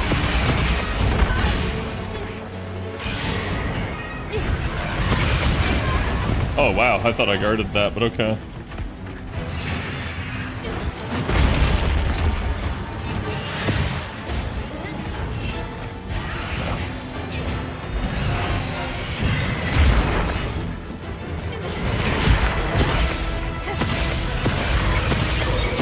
Went for it a second time, huh? It's a bold move, Cotton. Let's see if it works for him.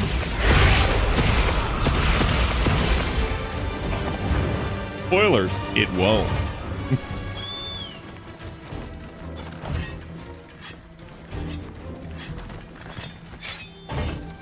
Okay, I guess he went up because my thing just doubled back around.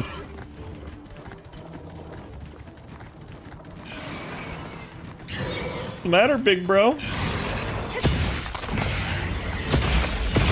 I'm actually surprised that neither of those gave me a mount.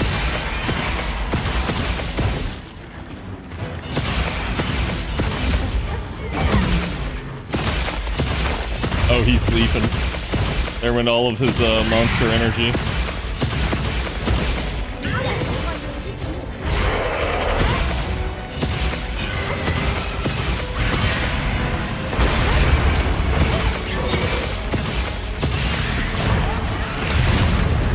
I don't feel like that should hit me, but whatever.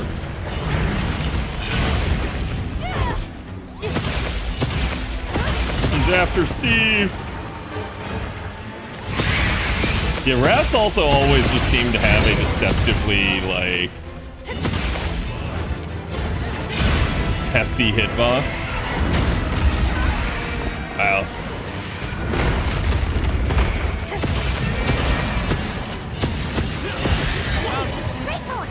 Nice. Burning stole my mount.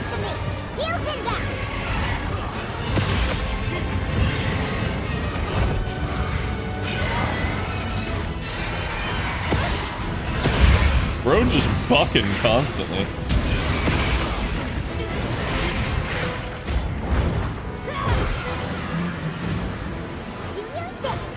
Let me know when he's coming down. Oh.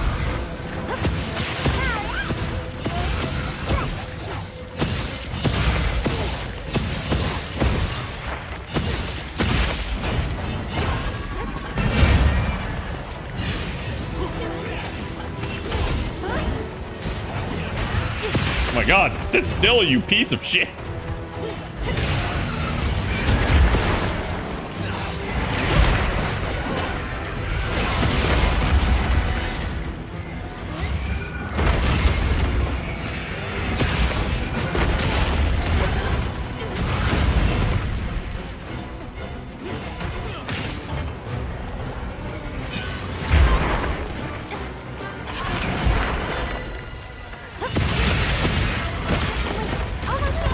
Bro, give me your fucking wound, you piece of garbage.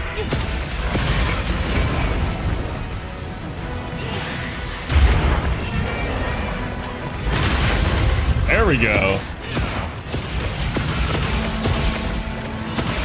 You still got that wound on the tail.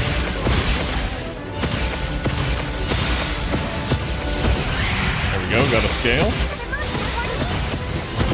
Oh, 2 woo. Oh, he dead. Oh, okay. I didn't realize he was that close, but I guess the turf war just fucking obliterated him. The thing, you fight tempered so long that you go like, oh, it's not a tempered, that's right. It has way less health. It just goes kaboom.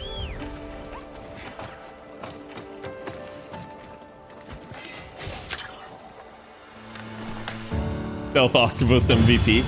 I have yet to see a Shu Wu lose against like anything in a turf war. It's kind of funny. And like Bob described it, apparently the lore for them is basically that they grew up, they evolved killing guardians. So like they're kind of just designed to do that crap. Was tempted to see about making Gareth for Wild since I intended on Lancing. Yeah, you could. I really enjoy Lance. It's really fun. Like, just for me personally. Wait, I saw a Secret Bobo Man. Come on. That means Secret Bobo Man wishes to join? The secret hunts of the man?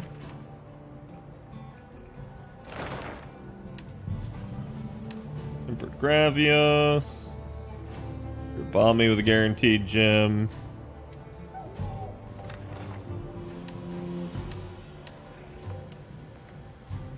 Arkveld with a guaranteed gem. Tempered Conga la la la la la.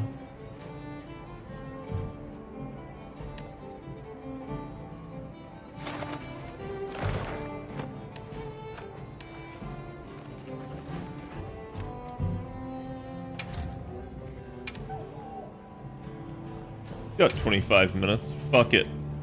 We ball.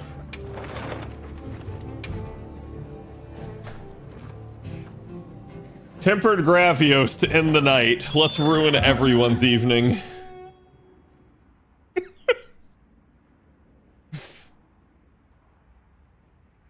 I tried to take Greatsword against Gravios and I finally learned what everyone was talking about.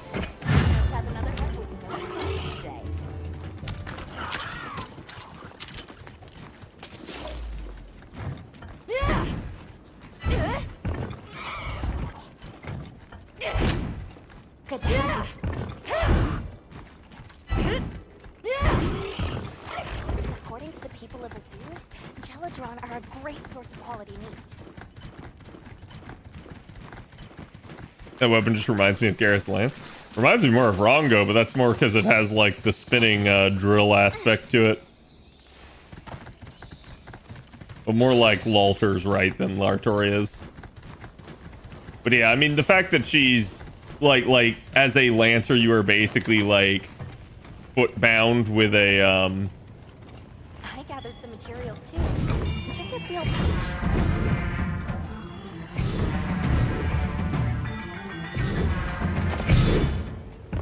I have no idea if you got those buffs. I did not. What? You didn't get the stealth attack? No, bullshit.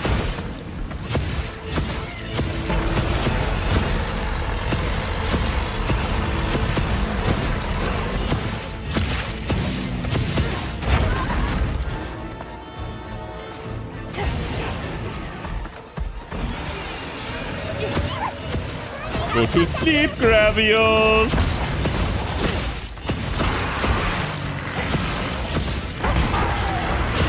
Okay, got the carapace wound that actually interrupted his breath.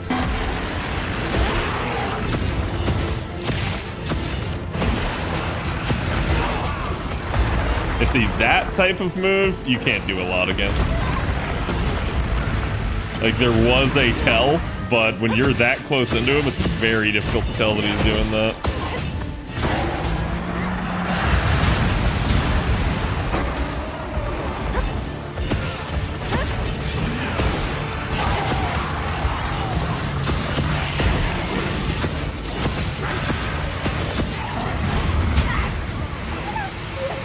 Oh, come on. Gotcha. Over here, bub. Have your party. Oh, I forgot he goes back up with that.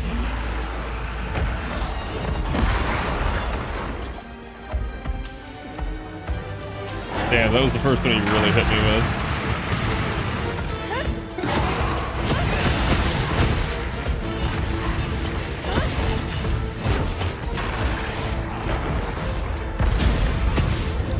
I got the block on that just in time. He's sleeping. He also broke his belly.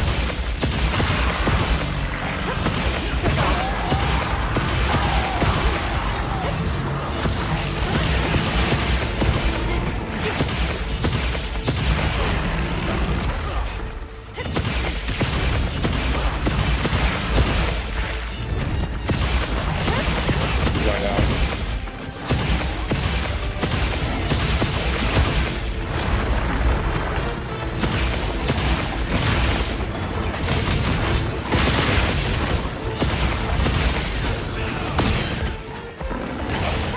No, give me that wound. There we go.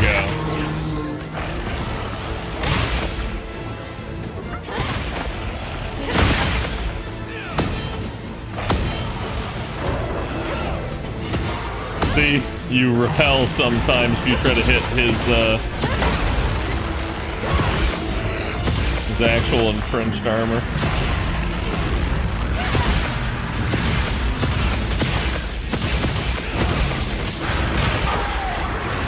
Got the chest wound.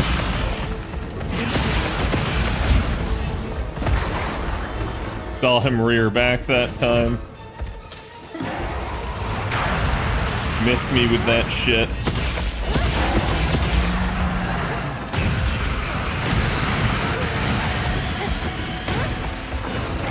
I can't tell if you can like power clash off of that move or something.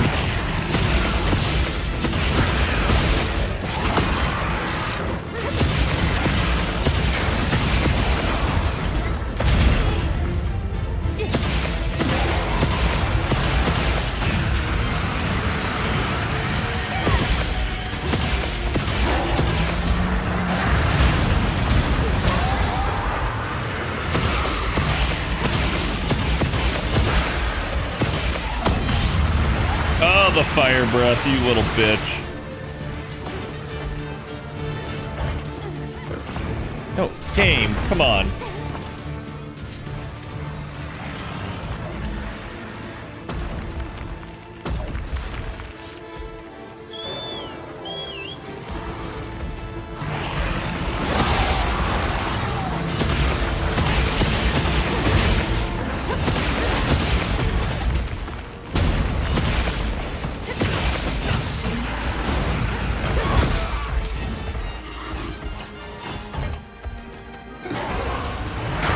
Oh, fuck you! He turned his head at the last second for that.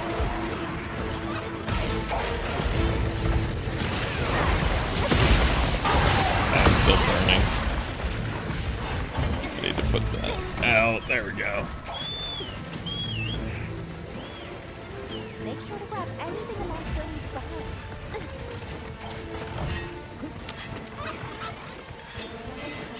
I love that you can sharpen while mounted in this game. Oh, fuck.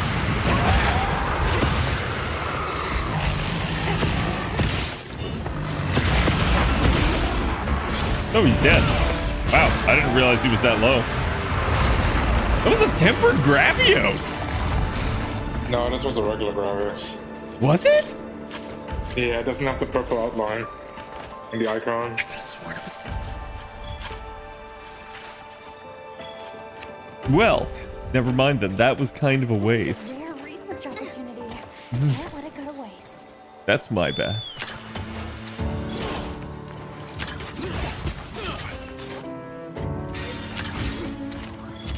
Yoink. Yoink.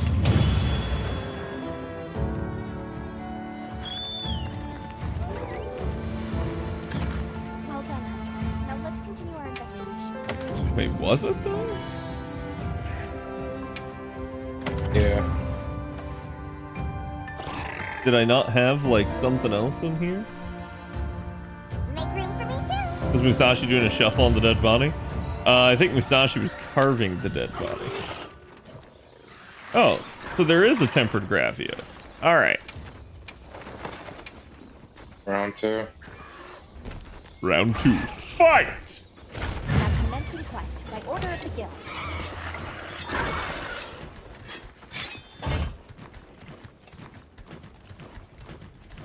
I'm not satisfied with a normal Gravios. It's got to be tempered.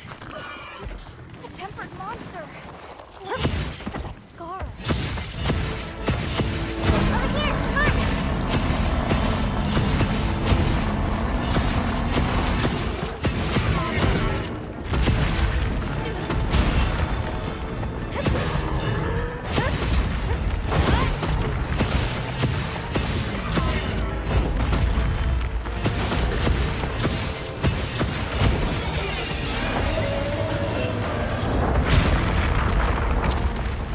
I knew he was doing something there.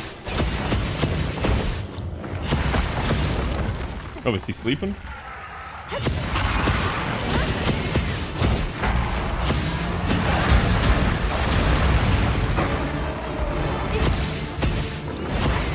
Damn, I could have actually hit the wound on that.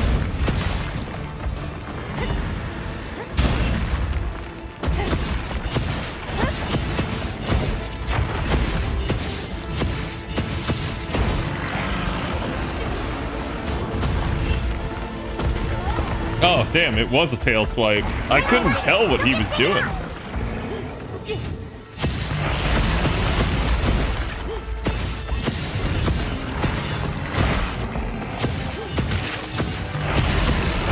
I'm working on that carapace.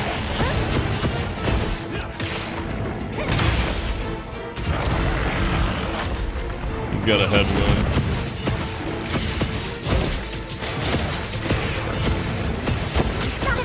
Oh, I didn't pop that, I don't think. But... Wait, that got him back up? Oh, okay.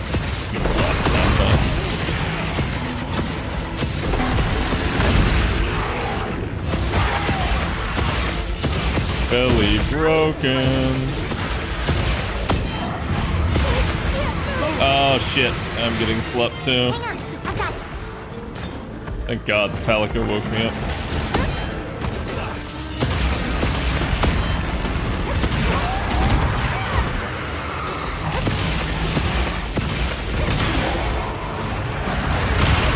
Good, I got it.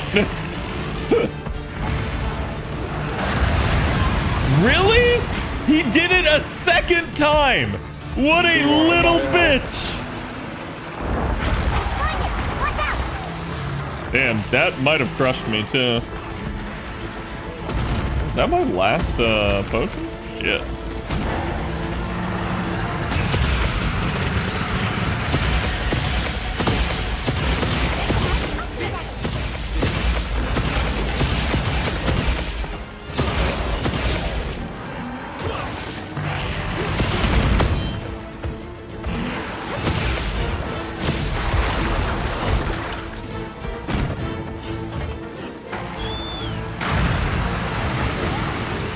Bro.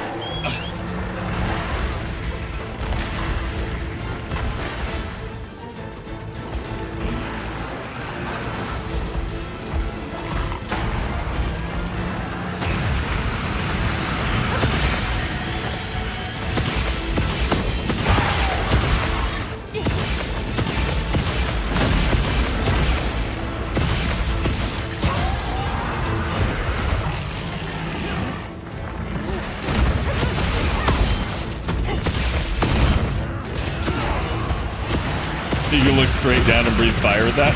I mean, I'm actually kind of glad that he can, because there's a lot of monsters in the game, like Ray Dow, for instance, where, like, if you're inside of his head, he can't do anything to you. It's kind of funny.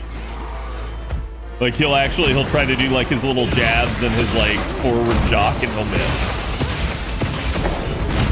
Because it's like you're just too close.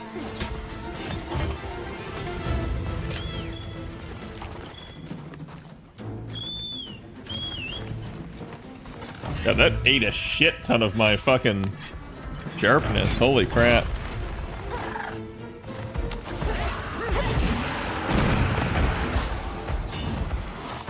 Oh, wait. I don't have cool drinks.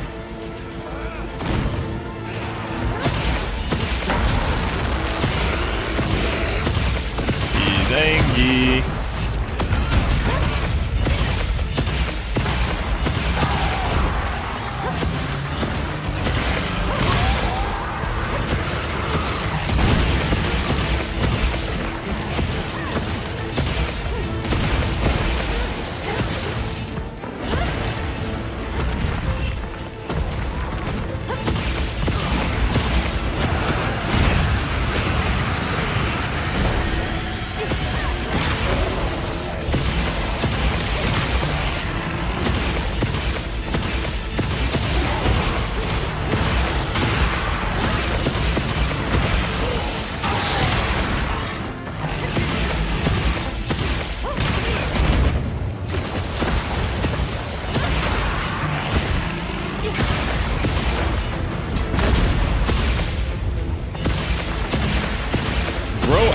Put down lava there.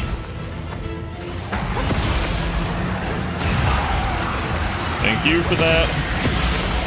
Would have probably been spicy given my current location. I can't see shit. I'm inside the belly of the beast.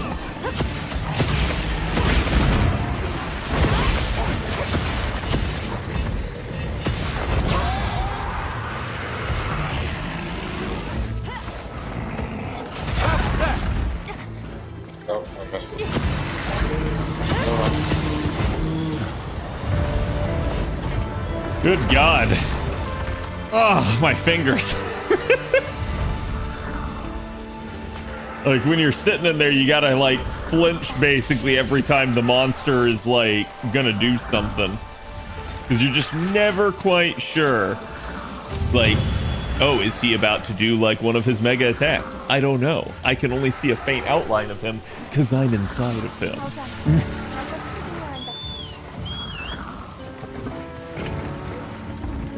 Oh, damn. He was the shit one. He only gave me purple parts. I think at this point, the purple parts are just going to be a recycle that crap.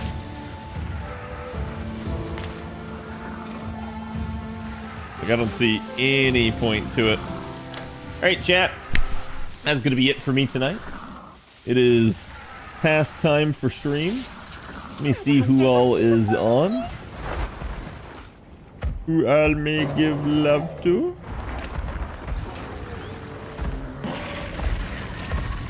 Places like these always make me feel small. What? I'm posting the stupid stickers. Yeah. And I'm going to send us all over to Mr. Fino. He is playing some Metaphor. Which may be spoilers for me, so I may have to raid and dip, but it is what it is. But yeah, I should be back tomorrow, chat. Like I said, I'm probably going to be recording later this week. We'll also have the CQs to do tomorrow, so we'll focus on that probably. And yeah, again, hope you guys enjoyed. Thank you guys for chilling with me tonight, and go give Mr. Fino my love. I will see you guys for the next one later. Bye, chat. Who were those people?